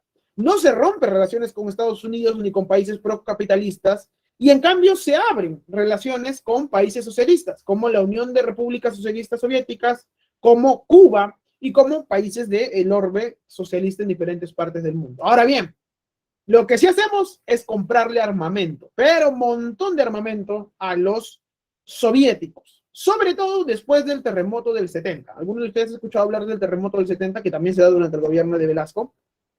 La destrucción de la ciudad de Yungay. ¿Han escuchado hablar de esto? No sé si alguno de ustedes, su papá sea de Ancash o sea de Yungay. Probablemente su padre de repente es sobreviviente o no. Por ejemplo, mi papá es de Ancash, no es de Yungay, pero él recuerda que cuando era muy niño, tenía 4 años, pues, ocurrió el terremoto y se vino abajo todo, y fue pues básicamente para él fue como si fuera el fin del mundo. Él tenía 4 o 5 años. Él me cuenta que el cielo se tapó, que no pasaba agua por el río, que él recuerda que pasaban helicópteros que dejaban productos dejaban productos con paracaídas, así como si fuera una guerra, algo así. Pues, o sea, pasaban helicópteros y aviones que dejaban productos en paracaídas, ropa, comida y demás. Y él recuerda, siendo muy niño, lo recuerda vívidamente cómo precisamente él sobrevivió al terremoto. No era de Yungay, era de otra zona de Ancash, pero recuerda el terremoto. Ahora bien, claro, pasó en el Mundial México 70, el Perú estaba jugando. De hecho, los jugadores peruanos se enteran del terremoto en el entretiempo. De hecho, la gente de Yungay estaba viendo el partido dentro de la ciudad. O sea, pasa el terremoto, ellos ven el partido, pero ya no se percatan de la luz que viene y que termina destruyendo toda la ciudad de Yungay. Pues bien, adivinen qué país va a enviar un montón de ayuda y sobre todo helicópteros de rescate para tratar de rescatar a los heridos y sobrevivientes del terremoto en Ancash. Adivinen qué país empieza a probar, digamos, sus helicópteros en zonas de gran altura. Adivinen quién es este país que envía un montón de maquinaria, sobre todo, y expertos rescatistas también, para ayudar a, a los habitantes afectados por el terremoto. ¿Alguno de ustedes sospecha quién es? Y de ahí se explica el por qué el Perú le compra armamento a este país. Bueno, creo que ahí dije la respuesta. No sé si alguno de ustedes sospecha quién es. ¿Qué país es? Los soviéticos. La Unión de Repúblicas Socialistas Soviéticas envían un montón de ayuda humanitaria y ayuda en aparatos y todo para apoyar a los sobrevivientes y los damnificados del terremoto. Y ahí los militares peruanos, con Velasco a la cabeza, se dan cuenta que el producto los productos soviéticos funcionan de maravillas en zonas de gran altura como son el territorio peruano. Y por eso es que deciden comprarle armamento a los rusos. Sobre todo después de que un avión de origen estadounidense que pertenecía a los argentinos se estrella en los Andes, producto de que sus motores no pudieron reaccionar bien en la geografía peruana. Al ver entonces que la maquinaria soviética funciona de maravillas en el Perú, pues Velasco le compra armamento a los rusos, helicópteros y tanques, sobre todo, tanques. El Perú compra una flotilla de tanques, los famosos tanques peruanos P-55, no sé si ustedes lo han visto alguna vez, estos tanques que hasta antes de que cuando los desfiles militares eran en vivo y en directo, estos tanques se paraban malogrando. ¿Por qué? Porque cuando ya, para esta época ya eran tanques evidentemente obsoletos, pero para la época en que Velasco los compra eran tanques operativos y de hecho era la mayor flota de tanques que había comprado nuestro país, sobre todo para una posible guerra con Chile. Ahora bien, ¿por qué crecen nuestras tensiones con Chile? Pues pasa lo siguiente, como ustedes sabrán, en Chile hay un proceso democrático, un proceso de elecciones, y ¿quién gana las elecciones? La gana Salvador Allende. Salvador Allende era socialista. Pues bien, en Chile entonces aparece un dilema. Un socialista ha ganado las elecciones, y no solo en Chile, sino en diferentes partes del Perú, de Latinoamérica. Partidos políticos de clara tendencia socialista empiezan a ganar las elecciones. Aquí es en donde Estados Unidos aplica el Plan Cóndor. No sé si han escuchado ustedes del Plan Cóndor, pero Estados Unidos aplica el Plan Cóndor, en donde lo que hace es financiar dictaduras militares para evitar que los socialistas se mantengan en el poder. Entonces, en toda América Latina, los socialistas que habían llegado de forma democrática al poder son reemplazados por dictaduras militares financiadas e impulsadas por la CIA. Y no lo digo yo, ya están los documentos desclasificados del Congreso norteamericano, en donde se puede ver cómo el Plan Cóndor reemplaza gobiernos elegidos democráticamente con dictaduras militares. Argentina, Chile, Brasil, Uruguay, Paraguay, pasan precisamente por este proceso. Y en Chile, ¿quién va a ser el que reemplaza a Allende? Pues va a ser Pinochet. Allende, durante el gobierno de Allende, las relaciones con el Perú, o sea, las relaciones entre Perú y Chile durante el gobierno de Allende eran de las más cordiales, debido a que el proyecto político de Allende y el proyecto político de Velasco se parecían mucho. Entonces, las relaciones políticas entre ambos países eran cordiales. De hecho, hubo todo un proyecto incluso para crear una especie de OPEP, pero del cobre, o sea, Organización de Países Exportadores del Cobre, ya que Chile también exportaba mucho cobre. Entonces las relaciones diplomáticas con Chile nunca habían estado tan buenas, bajo el control de Allende y bajo el control de Velasco en el Perú. Sin embargo, la situación cambia cuando Pinochet reemplaza a Allende. ¿Por qué? Porque Pinochet va a ser un dictador de derecha, evidentemente ligado a los intereses norteamericanos, y precisamente las rencillas entre Velasco, que también era progresivo y todo, dictador, pero dictador al fin y al cabo y autoritario, y su nacionalismo empieza a aflorar, sobre todo cuando Pinochet llega al poder. O sea, Chile bajo Pinochet va a ser una cosa totalmente distinta a lo que era Chile bajo Allende. Y por eso es que las tensiones empiezan a aumentar. Compramos armamento a los soviéticos, según algunos informes clasificados, con la intención de ir a una guerra abierta con Chile. De hecho, Velasco ya, o sea, con Pinochet en el poder, Velasco ya hablaba de la posibilidad, o sea, hablaba de la posibilidad de recuperar las provincias de Tarapacá y Arica, que era una reivindicación nacional que hasta ahorita no duele y demás. Pero bien, de hecho, Velasco había mandado y movilizado todas sus tropas hacia Tacna, preveyendo un conflicto militar con el país de Chile. Y en el plano internacional, evidentemente, como ya les había mencionado, la crisis del petróleo de los 70, de 1973, prácticamente ya hace que las empresas estatales pues entren en crisis. Las medidas políticas, evidentemente, como les había mencionado, Velasco gobierna sin Congreso, son las Fuerzas Armadas las que controlan los principales ministerios. Hacia el final del gobierno de Velasco se produce la estetización de los medios de prensa. Durante la primera etapa del plan de Velasco, que era este de acá, el plan Inca, la prensa no había sido afectada. De hecho, hasta el comercio en un primer momento apoya efervescentemente las decisiones de Velasco. La prensa no había sido tocada. Es cuando la prensa empieza a ser más crítica y más opositora al gobierno de Velasco, cuando recién ahí la prensa es estatizada. Y por eso es que a Velasco también, o sea, por eso es que la prensa también no le va a guardar mucha simpatía al gobierno de Velasco. Velasco, como ustedes recordarán, gobierna sin Congreso. Y al gobernar sin Congreso también anula la participación de partidos políticos.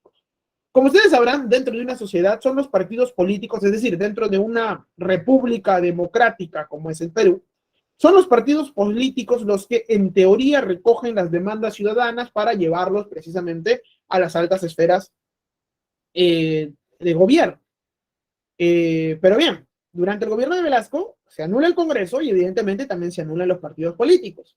Entonces, ¿cuál fue la forma que Velasco tuvo para poder recoger las demandas ciudadanas? La creación del SINAMOS, Sistema Nacional de Movilización Social.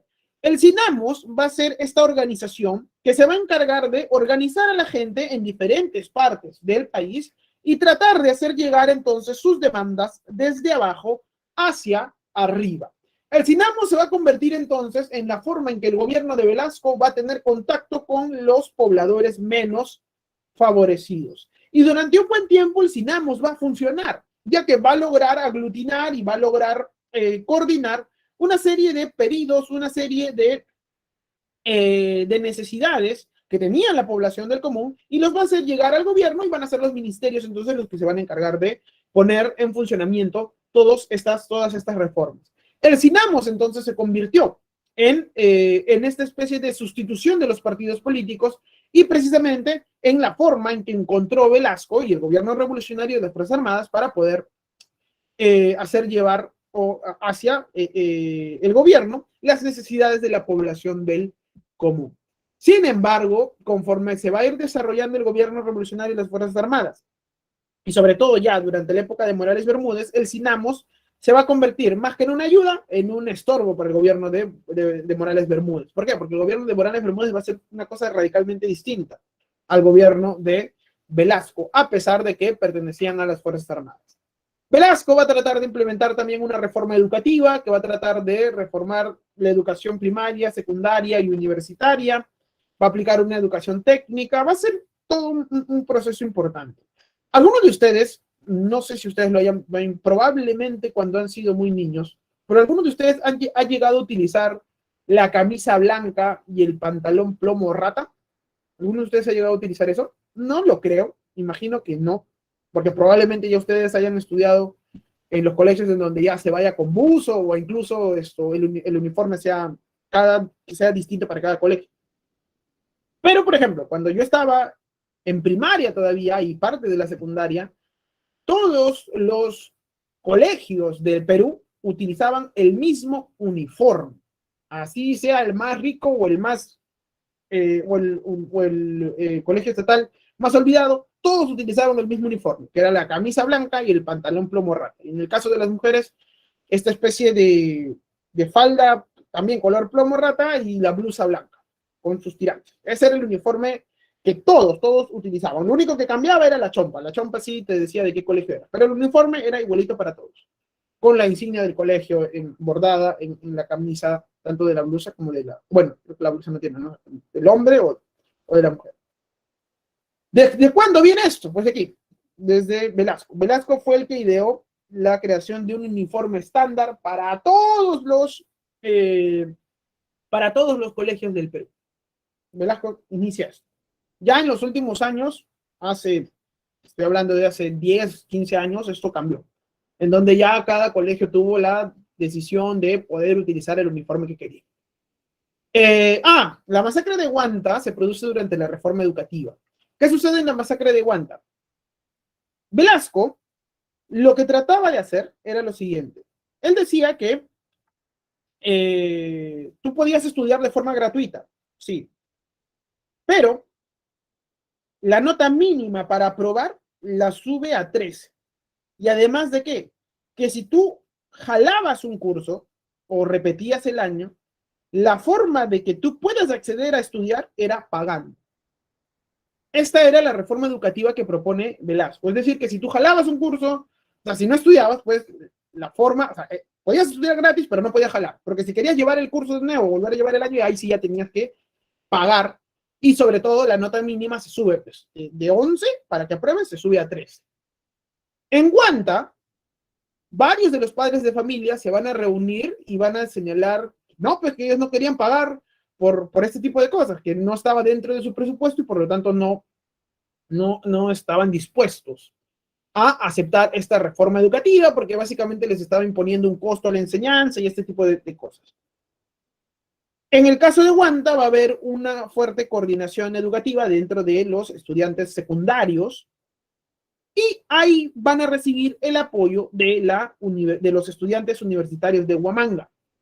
Ahí adivinen quién va a estar organizando a los profesores y a los estudiantes en un primer momento y dirigiendo precisamente la oposición en contra de esta reforma que aplica Velasco, el cachapón, Abimael Guzmán Reynoso, que era profesor en esa época de filosofía, que va a tener un control importante sobre un amplio sector educativo, sobre todo dentro de los profesores. No va a ser un control general, pero va a tener una importante presencia ahí, sobre todo en los profesores y estudiantes. O sea, no quiero decir que Reynoso o que Guzmán lideró el movimiento, no. Él fue uno de los tantos que organizaron el movimiento, pero ahí ya lo tenemos activo, digamos así. ¿Ya? Es ahí en donde aparece por primera vez, digamos, su participación activa como organizador y demás. Después pasa la clandestinidad. Pero, por ejemplo, ya, los estudiantes de Guante entonces se van a organizar para enfrentar a estas reformas que estaba aplicando Velasco. Van a levantarse, van a tomar la ciudad, va a haber precisamente una serie de conatos de violencia. Al enterarse el gobierno de Velasco de lo que está pasando, decide enviar al ejército y el ejército entonces va a reprimir violentamente a los estudiantes y muchos de estos estudiantes van a morir. Aquí entonces va a ocasionar que múltiples colectivos educativos a nivel nacional empiecen a solidarizarse con lo que está pasando en Huanta y al final el gobierno de Velasco va a recular. Va a volver a la nota final a 11 y ya no va a poner esta medida para que los estudiantes que quieran volver a estudiar después de haber repetido paguen una cantidad. Esto va a ser entonces lo que va a pasar en Huanta. Por eso es que se escribe La Flor de la Retama, por ejemplo, que es una canción dedicada a los estudiantes guantinos que murieron producto de su oposición a la reforma impulsada por Velasco. Es por estos motivos, como la gran masacre en Huanta, como el fracaso de la reforma agraria y demás, que se va a criticar a Velasco tanto de sectores de derecha como sectores de izquierda. Los sectores de derecha lo van a llamar a Velasco marxista, comunista, militar rojo, y los sectores de izquierda más recalcitrantes lo van a llamar fascista. Por ejemplo, Sendero Luminoso consideraba al gobierno de Velasco como un gobierno fascista. Pues bien, esto más o menos es lo que va a pasar en Huanta. Hay un montón de cosas más que van a pasar en Huanta. Lamentablemente, por tiempo no podemos decirlo todo, pero a grandes rasgos, digamos, es lo que sucede en la gran masacre de Huanta. De hecho, hay un libro, no me recuerdo el nombre de quién, que habla sobre este proceso de Huanta como un punto importante para la actividad que luego desencadena Abimael Guzmán. O sea, Abimael Guzmán no es que dirige el movimiento de los estudiantes de Huanta, sino forma parte de los diferentes colectivos que organizan eso. Y es aquí precisamente en donde Ayumel Guzmán empieza a, digamos, iniciar su vida pública de dirigente y demás. O sea, ya tenía un control importante en un grupo importante en la Universidad de Huamanga, pero aquí es en donde ya pasa a la acción coordinando, digamos, a gente o colectivos mucho más grandes. De ahí pasa a la clandestinidad. Es más, Guzmán es capturado por el gobierno de Belaúnde. Es capturado, luego es puesto en libertad por las presiones que hacen en contra del gobierno y después ya Abimael Guzmán empieza a planear todo lo que va a ser después Sendero Luminoso. Adivinen qué otro personaje de la política peruana también va a ser enjuiciado y encerrado durante el gobierno de Velasco. Adivinen quién. ¿Han escuchado hablar del DOC? Vladimiro Montesinos Torres. ¿Han escuchado hablar de este señor? El DOC, Vladimiro Montesinos Torres, en esta época era capitán del ejército peruano. Se había graduado de forma reciente. Y adivinen qué sucede. El gobierno de Velasco y la inteligencia militar descubren que el DOC estaba pasando información sensible sobre el Perú a la CIA. Y por eso es que lo encierran. Lo condenan, quitan el grado militar, lo condenan y en la cárcel estudia Derecho. Y precisamente en la cárcel, estudiando Derecho, entonces se convierte en abogado. Y adivinen, abogado de quién va a ser, de los principales narcotraficantes de los años 70 y 80. Y después este señor, el DOC, Vladimiro Montesinos Torres, se convierte en el asesor presidencial del último dictador que hemos tenido en nuestro país, que es Alberto Fujimori. Pero bien, para eso falta todavía, ya hemos hablado mucho del gobierno de Velasco. El gobierno de Velasco culmina en el año de 1975, en medio de la crisis generada por el petróleo. Hay una huelga policial debido a que los militares no veían de la misma forma a los policías. De hecho, se habían enfocado mucho en los militares y los policías los habían dejado de lado. Imagínense una huelga policial en donde los policías no patrullen durante un día completo la ciudad. Hubo saqueos, hubo un enfrentamiento entre policías y militares. La radiopatrulla que estaba en La Victoria, me parece, va a tener un enfrentamiento directo a disparos entre militares y policías.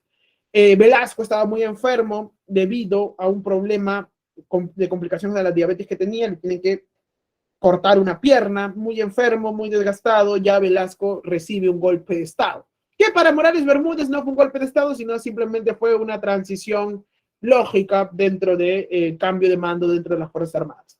Y por eso es que Morales Bermúdez accede al poder en el año de 1975. Bermúdez, desde Tacna, se autoproclama el nuevo comandante general de las Fuerzas Armadas y por eso es que Velasco es destituido. Con Bermúdez a la cabeza, todas las reformas implementadas por Velasco van a ir paulatinamente desarmándose. Se aplica el toque de queda y el estado de sitio en Lima. Va a haber una libertad de expresión restringida, es decir, se va a tolerar la prensa crítica hacia el gobierno de Morales Bermúdez. En el plano económico, se va a buscar el apoyo del Fondo Monetario Internacional, es decir, este discurso de independencia económica y demás, pues básicamente queda de lado para tratar de salir de la crisis. Evidentemente, la crisis del petróleo terminó por hundir el modelo de Velasco. Evidentemente estábamos en una serie de problemas, profundos problemas económicos, y por eso es que se tienen que aplicar los paquetazos. ¿Qué son los paquetazos? Básicamente una serie de subidas de precios dentro del país, cortando subsidios, cortando precisamente apoyos económicos y demás. Se llaman paquetazos porque se aplican de la noche a la mañana y pues el consumidor final es el que siente principalmente esta aplicación de paquetazos. Producto de estos problemas económicos y crisis económicas que va a vivir todo el mundo durante finales de la década de los 70 y el Perú va a verse profundamente perjudicado, van a producirse una serie de protestas y huelgas nacionales exigiendo la vuelta a la democracia. Los partidos de izquierda empiezan a abandonar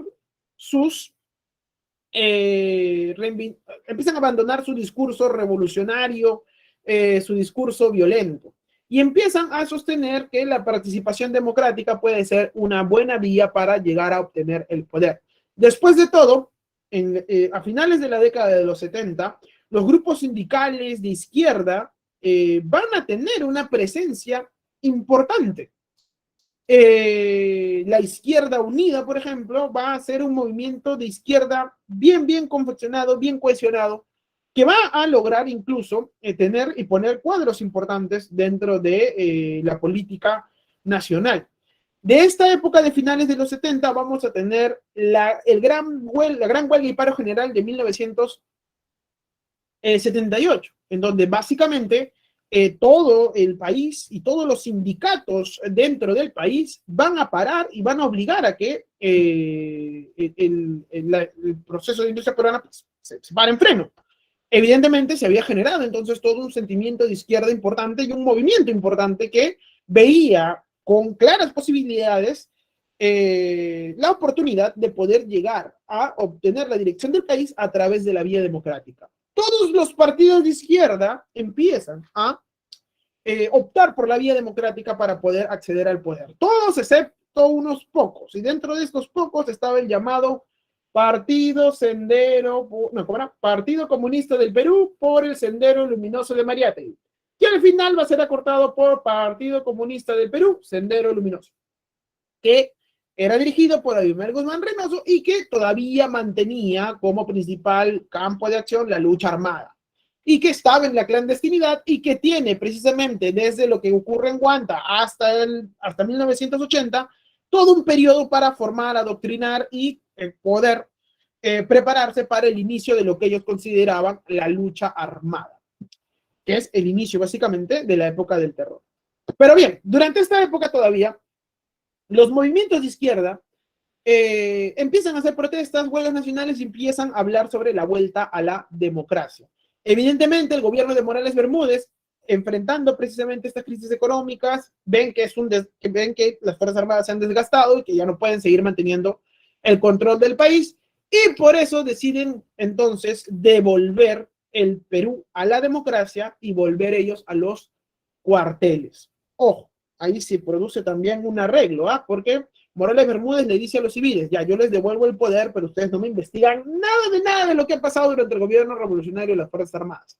Ni durante el gobierno de Velasco, ni durante el gobierno de Morales Bermúdez. Y los civiles, con el afán de volver a tener democracia, dicen, está bien, ya. Por eso es que los militares vuelven a los cuarteles y no se investiga, pero nada de lo que pasó durante el gobierno de las Fuerzas Armadas. Porque hubo abierta y descarada corrupción también durante ese proceso revolucionario. Si no, lean historia de la corrupción en el Perú, y ahí van a ver cuáles son los actos de corrupción que se van a producir dentro de los ministerios y dentro de las empresas estatales que se van a llegar a obtener durante el gobierno revolucionario de las Fuerzas Armadas, tanto durante el plan Inca de Velasco como en el plan Tupac Amaru de Morales Bermúdez. Pero bien, se va a producir entonces una asamblea constituyente que se va a instaurar en el año de 1978, el 28 de julio del 78, se instala la Asamblea Constituyente y va a tener como principal producto la Constitución de 1979, que para muchos entendidos es una de las mejores constituciones que se ha redactado para el país. Sin embargo, ya luego Fujimori va a cambiar esta constitución. Pero la del 79 va a contar con la participación de lo mejor de la política peruana de esa época. Ya se habla de una etapa de transición política. ¿Por qué? Porque los viejos políticos como Haya de la Torre y otros tantos de esa generación participan dentro de esta constitución del 78, pero van a fallecer y ya no van a ver la aplicación de la constitución del 79, perdón, en marcha, en ejecución. ¿Quién va a ser el que va a presidir esta asamblea constituyente? Víctor Raúl Haya de la Torre, que lamentablemente me parece muere en el 79. Se establece el derecho de ciudadanía a partir de los 18 años y por fin la constitución del 79 va a permitir que los analfabetos puedan participar en el proceso electoral. Por fin, millones de peruanos que habían sido tradicionalmente excluidos producto de no saber hablar ni escribir en español, por fin pueden participar, ahora sí, en las elecciones y pueden elegir a sus representantes. Pues bien, se aplica la Constitución del 79, llevan a elecciones y el que gana las elecciones para que pueda gobernar del 80 al 85 es nuevamente el arquitecto Fernando Belaúnde Terry por un segundo periodo presidencial. Una de las primeras cosas que hace Belaúnde, los años 80, que se conoce como el retorno a la democracia, es devolver los medios de comunicación y restituir las elecciones municipales. En el plano económico, Belaúnde Terry va a buscar el respaldo del Fondo Económico, del Fondo Monetario Internacional, sobre todo porque América Latina atravesaba un fuerte proceso de crisis de deuda.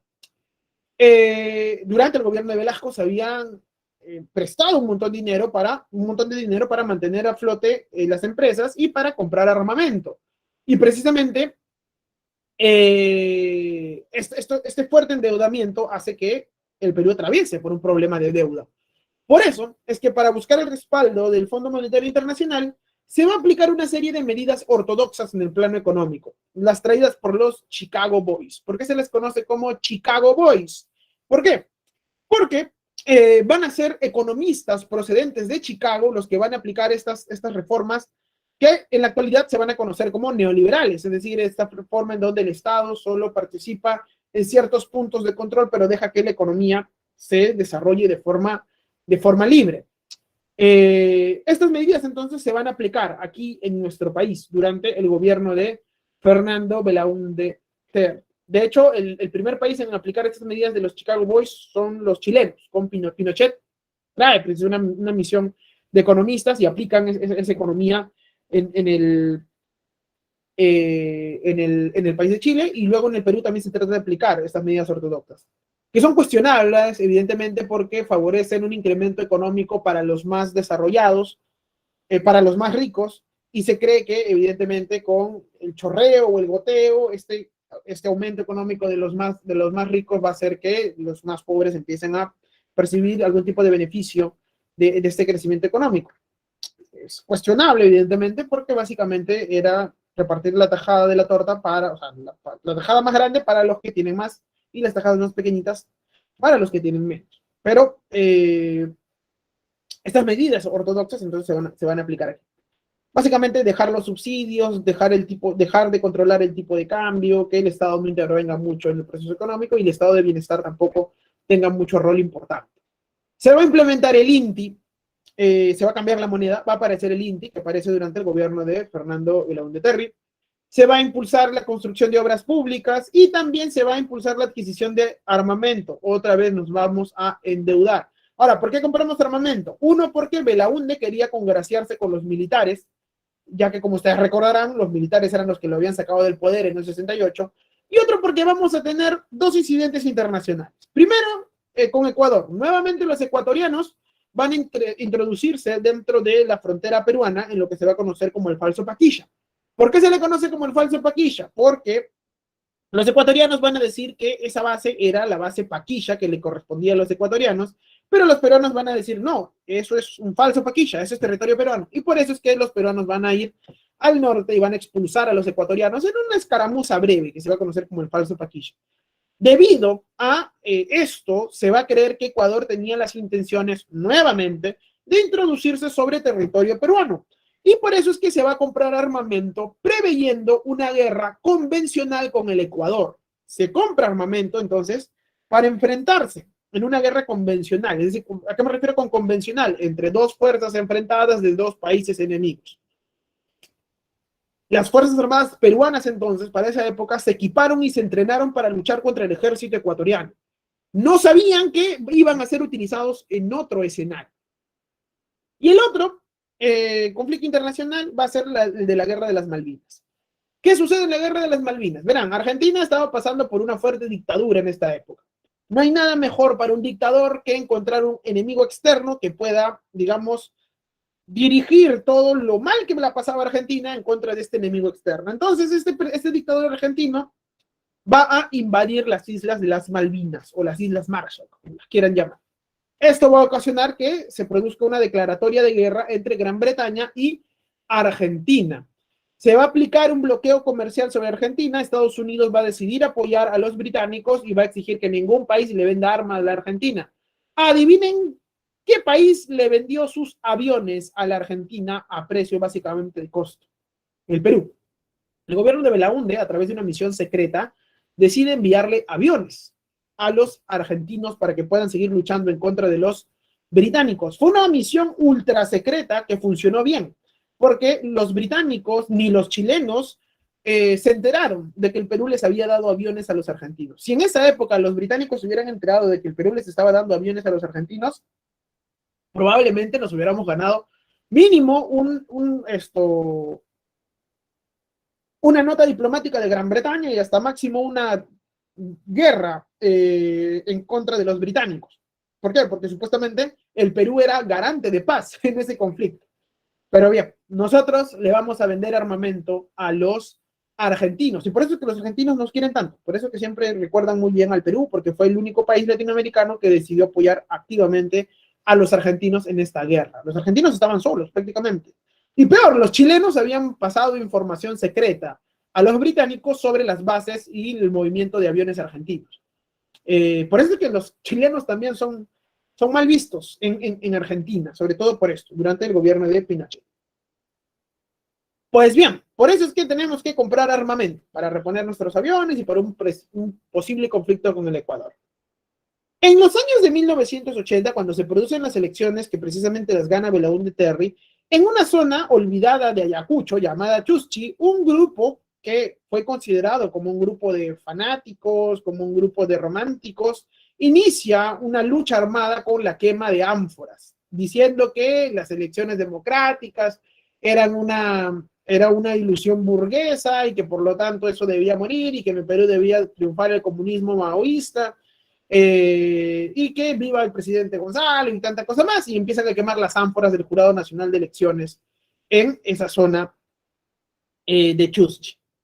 ¿Quiénes son esos señores? No son ni más ni menos que Sendero Luminoso, el grupo terrorista Sendero Luminoso, y con esa acción inician lo que ellos van a llamar su lucha armada o su revolución armada, dando inicio así a una de las etapas más crueles y sangrientas de nuestro país que se conoce como lo quieran llamar, la época del terrorismo, el conflicto armado interno, la época de violencia política, ningún término excluye al otro. O sea, no porque le digas a la época violencia política quiere decir que Sendero Luminoso no haya sido terrorista y criminal. Lo que pasa es que nosotros los científicos sociales utilizamos contextos como violencia política o conflicto armado interno para poder encontrar mejores y mayores herramientas para analizar el problema. O sea, que nosotros le digamos la década de la violencia política no quiere decir que no reconozcamos que Sendero Luminoso fue un grupo terrorista, violento y criminal. ¿Me dejo entender? ¿Por qué? Porque nunca falta la persona que dice, ay, tú no le llamas terrorista, por eso, no.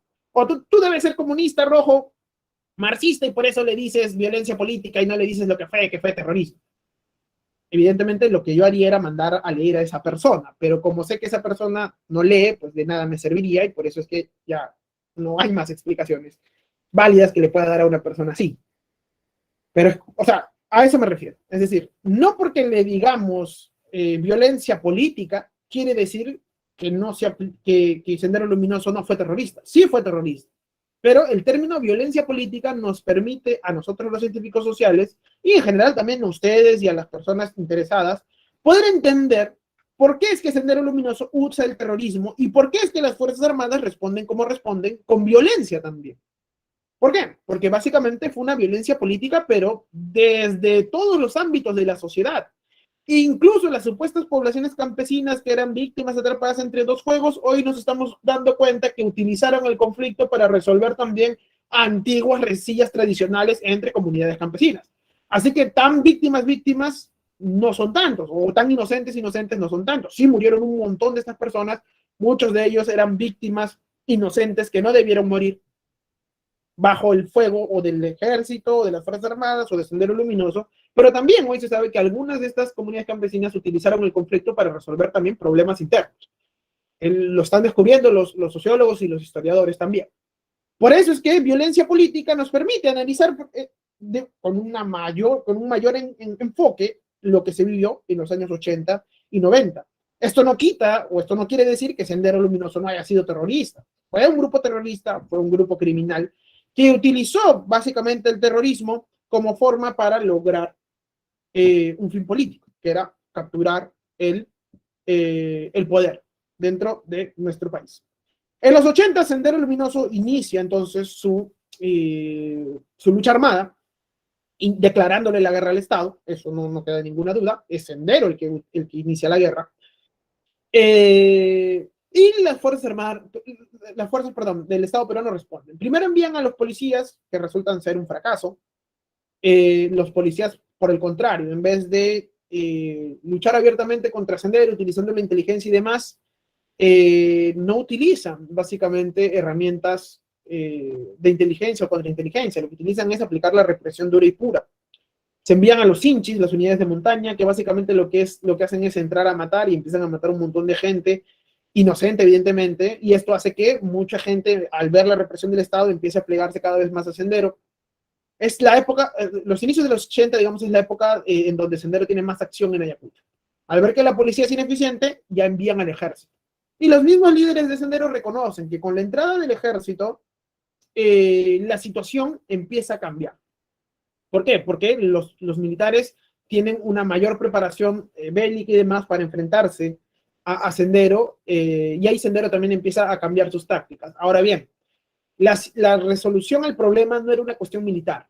O sea, a Sendero no lo podías derrotar militarmente. ¿Por qué? Porque te estaba aplicando una táctica de guerra totalmente distinta, una guerra no convencional, guerra de guerrillas, como así como lo que hacían los vietnamitas contra los norteamericanos, ya, algo así. Se infiltraban entre la gente.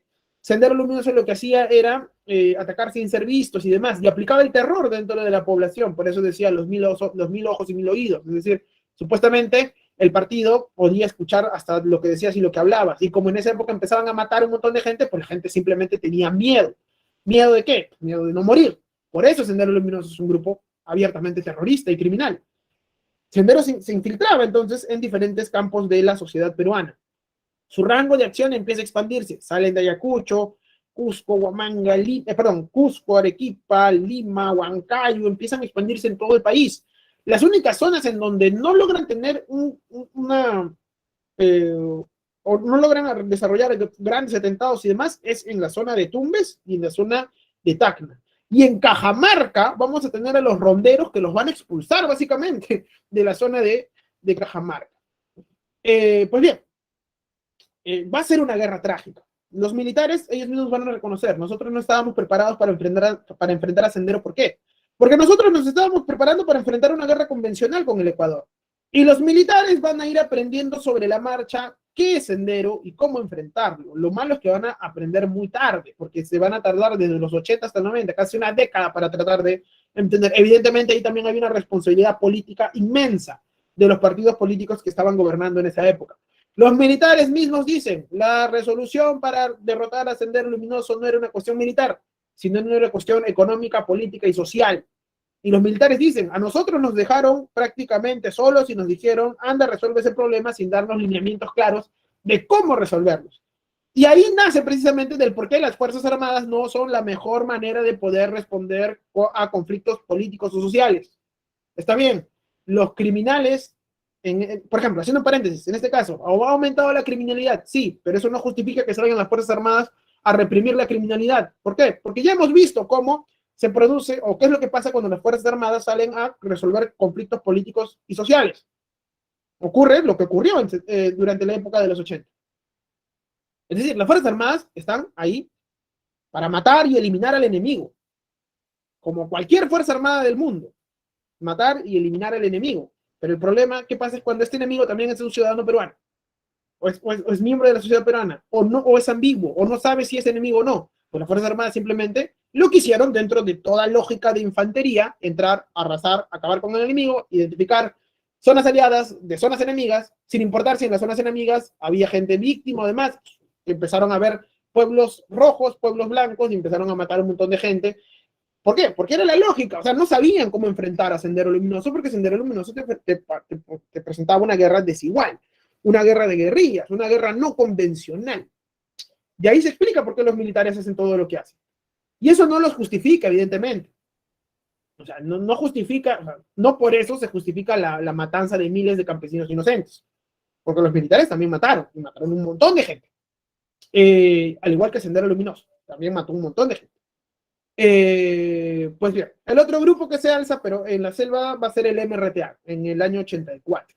La violencia, entonces, para las finales del gobierno de Belaúnde, pues básicamente va a expandirse a todo el Perú.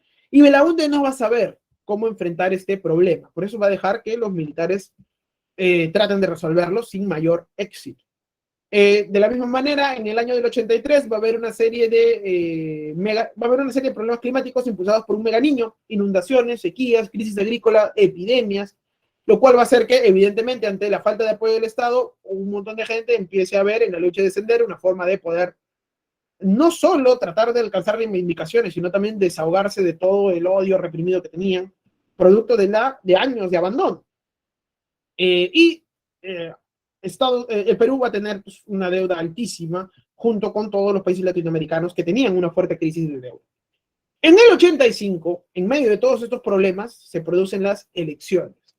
Y en estas elecciones va a ganar un jovencísimo candidato de clara tendencia izquierdista proveniente de las cúpulas más altas de el APRA, el jovencísimo Alan García Pérez, de 1985 al 90. ¿Ustedes qué dicen? ¿Está vivo o está muerto? Para mí todavía es un suicida. Hasta el momento en que no me muestren una foto de Alan García Pérez veraneando o pasando sus días en Suiza, no voy a creer que Alan García Pérez está vivo. Muchos dicen que está vivito, ¿no? Vivito y coleando en Suiza, si han visto la última columna de Jaime Bailey. Pero bien, hasta este momento sigue siendo el suicida. Yo le digo el suicida. Pero bien, Alan García Pérez, jovencísimo en esa época, logra ganar las elecciones con un discurso claramente izquierdista. Alan García era de izquierda, el APRA era de izquierda. Alan García asume el gobierno con un fuerte discurso antiimperialista. Él empieza a aplicar una serie de medidas económicas totalmente innovadoras. Empieza a aplicar el control de precios, empieza a aplicar los subsidios, aplica el dólar MUC. El dólar MUC básicamente era un dólar que estaba subsidiado por el Estado, que pertenecía o que lo podían manejar los industriales. ¿Para qué? Para que de esta manera se genere una especie de gran industria en el Perú, financiada y avalada por el Estado peruano. Evidentemente el dólar MUC luego va a ser uno de los más grandes escándalos de corrupción que va a haber dentro del gobierno de García. ¿Por qué? Porque básicamente el dólar MUC totalmente subsidiado se lo va a repartir entre sus amigos. Durante su primer gobierno va a duplicar los salarios, va a congelar los precios de los alimentos, va a aplicar precisamente estas medidas de control de precios. Y va a anunciar al mundo que solo tiene la intención de pagar la deuda externa del país con el 10% del valor de las exportaciones. ¿Qué quiere decir? Que si el Perú exportaba $100, solo $10 iban a ir para pagar la deuda externa. Esto va a generar graves problemas. ¿Por qué? Porque el Fondo Monetario Internacional y el Banco Mundial van a poner al Perú como país inelegible de crédito porque no estaba cumpliendo con sus obligaciones de pagar su deuda a tiempo. Iniciándose entonces los problemas. En un primer momento, cuando Alan García anuncia esto al mundo, varios políticos de izquierda pues, lo aplaudieron de pie y todo, ¿no? Pero esto va a tener graves consecuencias. Se frena la inversión pública porque evidentemente ya no hay dónde traer dinero. Se empieza a producir la famosa maquinita, la emisión inorgánica. ¿Qué es la emisión inorgánica? Cuando yo empiezo a imprimir un montón de billetes para poder cumplir con los salarios, pero como estos billetes no tienen ningún tipo de valor, evidentemente se devalúan. Y al devaluarse, entonces se produce la hiperinflación. No sé si han visto a sus padres o a sus abuelos tener billetes con millones de intis. Por ejemplo, mi papá es millonario en intis. Una vez encontré un libro y encontré un fajote así, pero de puritos intis. Yo era muy chiquito y le pregunté, ¿para qué es esto? Y me contó de Alan García. Y por eso es que mi papá detesta a Alan García. Pues bien, los intis empiezan a valer nada. Venezuela, algo así. Aunque dicen que lo de Venezuela fue peor todavía. Pero aquí también, igualito. Un montón de peruanos se van. ¿A quién le debemos a que el Perú sea la mejor hinchada del mundo? Alan García. ¿Por qué? Porque hay un peruano en cada parte del mundo gracias al gobierno de García. Un montón de peruanos se quitan del país. Imaginen, terrorismo, crisis económica, crisis política. Eso es evidentemente lo que hace que un montón de peruanos salgan del país. O sea, si nosotros consideramos que ahorita estamos mal económicamente, digamos, las cosas suben y demás, ya esa época fue como ahora, pero multiplicado a la décima, ¿entienden? O sea, mucho, mucho, mucho peor. se hace un proyecto de estatización bancaria que va a terminar por hacer estallar la economía en el gobierno de García, ya que hasta este momento todavía había algunas personas que apoyaban el proyecto económico de García. O sea, personas que tenían el dinero y el poder para apoyarlo. Pero cuando anuncia el proceso de estatización de la banca, este apoyo pues se restringe y básicamente el gobierno de García termina por implosionar. ¿Por qué? Desde adentro termina implosionar y termina cayéndose a pedazos. Se aplica entonces una serie de medidas de autoridad nuevamente con los paquetazos, que es dejar de controlar los precios, dejar de tener los subsidios, hasta que al final el Estado peruano entra en bancarrota.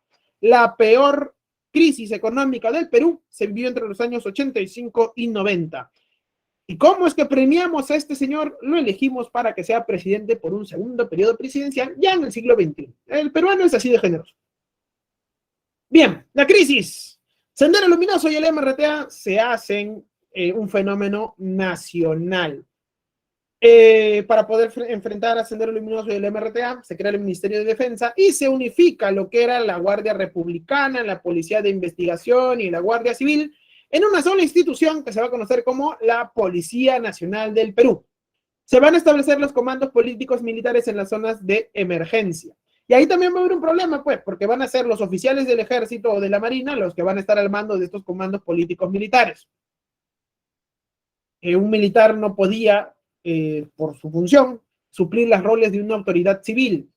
Y en su esfuerzo por derrotar a Sendero, van a cometer las más grandes violaciones de los derechos humanos.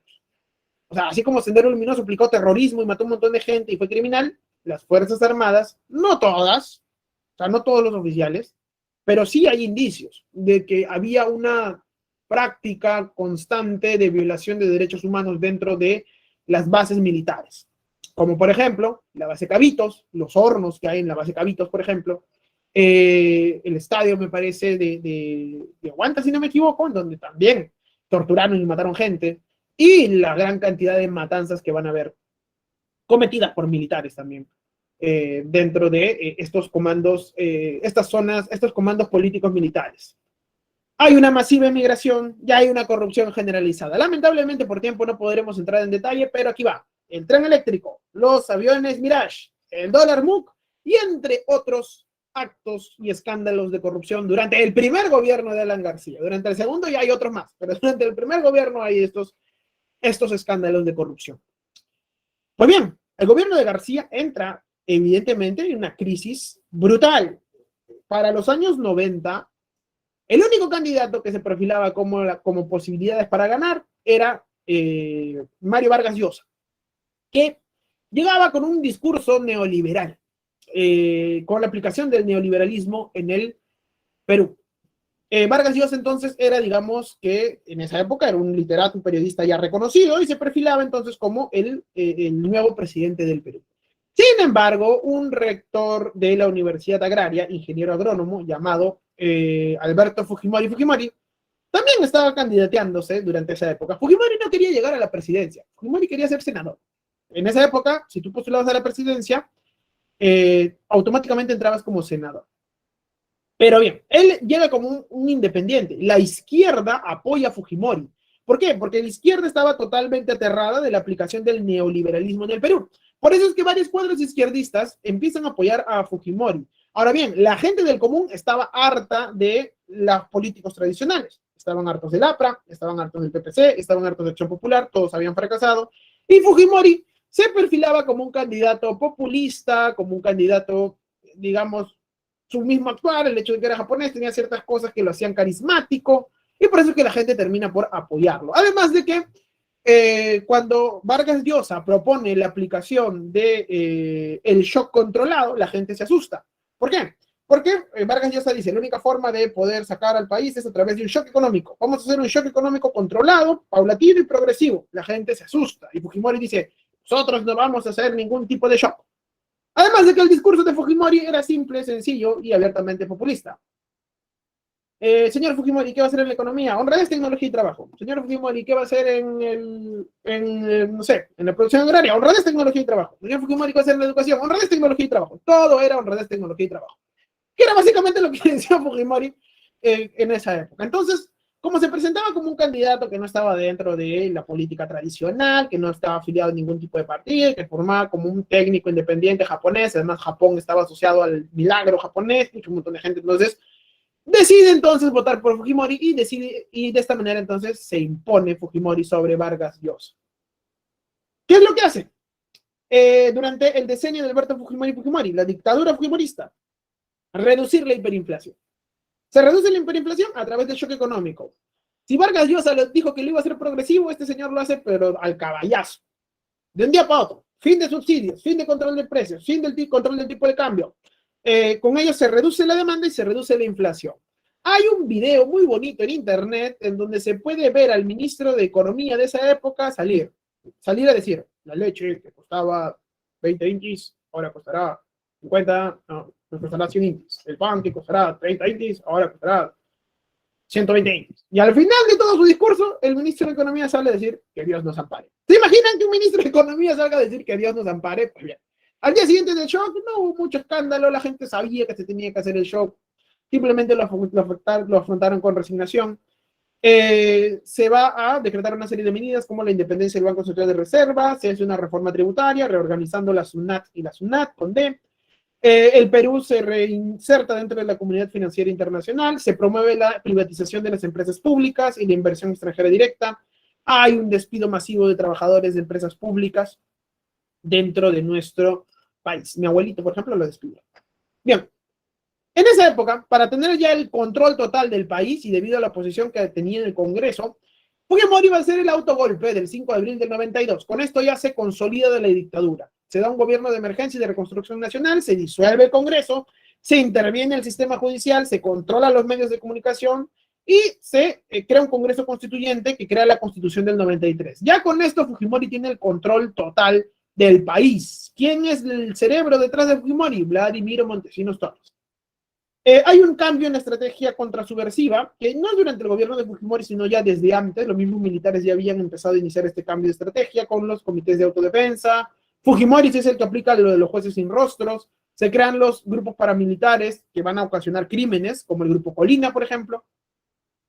Se recaptura a Víctor Polay, que había escapado hacia el final del gobierno de García, lo vuelven a capturar. Y en el 92 se logra capturar a Abimael Guzmán Reynoso, líder del grupo terrorista Sendero Luminoso. Aquí está su foto. Aquí está la de Polay Campos y aquí está la de Abimael Guzmán. La del 93, la Constitución establece un mercado económico de libre mercado, se establece la reelección presidencial inmediata por una vez, que es por eso que Fujimori se logra reelegir y después inconstitucionalmente hace la reelección. Se aplica la pena de muerte para los traidores a la patria, se crean los órganos constitucionales autónomos y se introduce el referéndum para la reforma de la Constitución. Vamos a tener una breve guerra, la guerra del Cenepa en el 95, que va a concluir de forma muy rápida con la declaración de paz de Itamaraty el 17 de febrero del 95 y la firma del Acta de Brasilia. La guerra básicamente va a ser en la cordillera del Cóndor y no va a cambiar mucho nuestras fronteras. No vamos a perder mucho territorio. De hecho, los ecuatorianos dicen que ganaron porque nosotros decimos que perdimos. Ven la ironía del asunto. Bien, el régimen cae cuando aparecen los Vladivideos. ¿Quién es el primero en dar los Vladivideos? Pues Popio Olivera. Lo pasa por Canal N y Canal N transmite los Vladivideos. ¿Qué es lo que sucede? O sea, evidentemente Fujimori tenía el control de las instituciones públicas y privadas y lo hacía a través de abierta corrupción, con la compra de líneas editoriales, la compra de prensa, la manipulación de las organizaciones populares. Y en el año 2000 se tenía que ir Fujimori. Sin embargo, él va a dar la ley de interpretación auténtica y de esta manera Fujimori se candidatea para una nueva elección en el año 2000. Y adivinen quién gana, Fujimori, lo cual fue un gran y escandaloso fraude. Ese sí fue fraude. Fue tal el fraude que los veedores de las organizaciones americanas se retiran del país porque dicen es inevitable no detectar el fraude y nadie quiere hacer caso y aquí corremos peligro. Entonces, se retiran. Los observadores internacionales dicen, no, esto es escandalosamente fraude. En el 2000, entonces, se produce esto. En el 96 se produce la toma de la embajada de Japón y ahí se produce la operación Chavín de Huántar, que logra ser exitosa en el 97. Bien, el colapso, fraude de las elecciones presidenciales del 2000, se produce la marcha de los cuatro suyos, liderada por el Cholo Saro y Sagrado, o sea, por Alejandro Toledo. Se emite el primer Vladivideo, que lo tenía Popio Olivera. Este Vladivideo es el Vladivideo Montesinos Curi. Y el Fujimori se va del país y ahí decide renunciar por fax. El Congreso no le acepta la renuncia y lo vaca por incapacidad moral. Y así acaba el fujimorismo. Fujimorismo va a ser sentenciado y en la actualidad, Fujimori va a ser sentenciado y en la actualidad cumple prisión por eso. Por el caso de Arios Chichas, la corrupción, peculado, el caso de la Cantuta Barros Altos y los secuestros y la usurpación de funciones. Vuelve la democracia. Valentín Paniagua es el presidente transitorio entre noviembre del 2000 y julio del 2001. Se trata de retomar la institucionalidad democrática, se forman los juzgados anticorrupción, se firman los contratos de explotación del gas de Camisea y se crea la Comisión de la Verdad y Reconciliación. El que gana las elecciones en esa época era el político más importante, más prestigioso, era Toledo, que había liderado la marcha de los cuatro suyos y va a gobernar del 2001 al 2006. Se reactiva la economía, hay un crecimiento económico, hay protestas sociales en contra de Toledo, sobre todo por este gran inicio de estatizaciones. Básicamente en el plano económico van a continuar las medidas de Fujimori. Ahí es en donde Antauro Humala se va a revelar, pues, en el Andahuaylazo. Durante su gobierno se produce el informe final de la CBR, se da el programa de vivienda para el techo propio, de ahí el apoyo de Techito Bruce, el programa Huascarán, las carreteras interoceánicas y la firma de los TLC. Se esperaba de que el Perú hubiera aprendido de la década de los 90 y que nunca más hubieran casos de corrupción entre las altas esferas del gobierno. Sin embargo, en la actualidad, todos nuestros presidentes vivos, desde Fujimori, bueno, Alan García, el anterior ciclo decía no porque se suicidó, pero ahora no se sabe si está vivo o muerto, pero todos nuestros presidentes, desde Fujimori hasta Castillo, exceptuando a Sagasti, todos tienen investigaciones y o sentencias por actos de abierta y escandalosa corrupción, lo cual dice mucho de la gente que nosotros llevamos al poder. Por eso es que la siguiente vez que ustedes participen en un proceso electoral, piensen bien en quiénes van a ser sus representantes, tanto al Congreso como a la presidencia. Lamentablemente, desde el 2006 y desde el estallido del escándalo de Odebrecht hasta la actualidad, las instituciones democráticas se han venido desprestigiando, los líderes políticos se han venido desprestigiando, y esto es muy peligroso, porque afecta el desarrollo democrático. Y si la democracia es cuestionada, es muy fácil que líderes autoritarios, totalmente totalitarios, puedan imponer dictaduras. Y ya sabemos qué pasa durante las dictaduras. Por eso es que a mí personalmente me preocupa que no haya ningún esfuerzo por tratar de salvar lo poquito de democracia que tenemos. Esperemos que esta situación se revierta. Y pues mi recomendación es que de aquí en adelante, cuando ustedes participen en algún tipo de proceso electoral, por favor, elijan bien y piensen bien y vean a quién están llevando a estos espacios de poder, porque a fin de cuentas es su voto el que los está poniendo ahí. Bueno, es un consejo que les doy porque Popeye el marino soy. Bueno, conmigo ha sido hasta aquí. Esta es la última clase. Bueno, no los he visto en persona, pero me ha dado mucho gusto ser su profesor.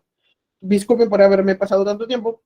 Nos vemos entonces hasta otra oportunidad, compañeros. Pásenla bien, ojalá ingresen a San Marcos y sean colegas sanmarquinos como yo y como tantos otros que han pasado por las aulas de San Marcos. Mucha suerte para ustedes, compañeros.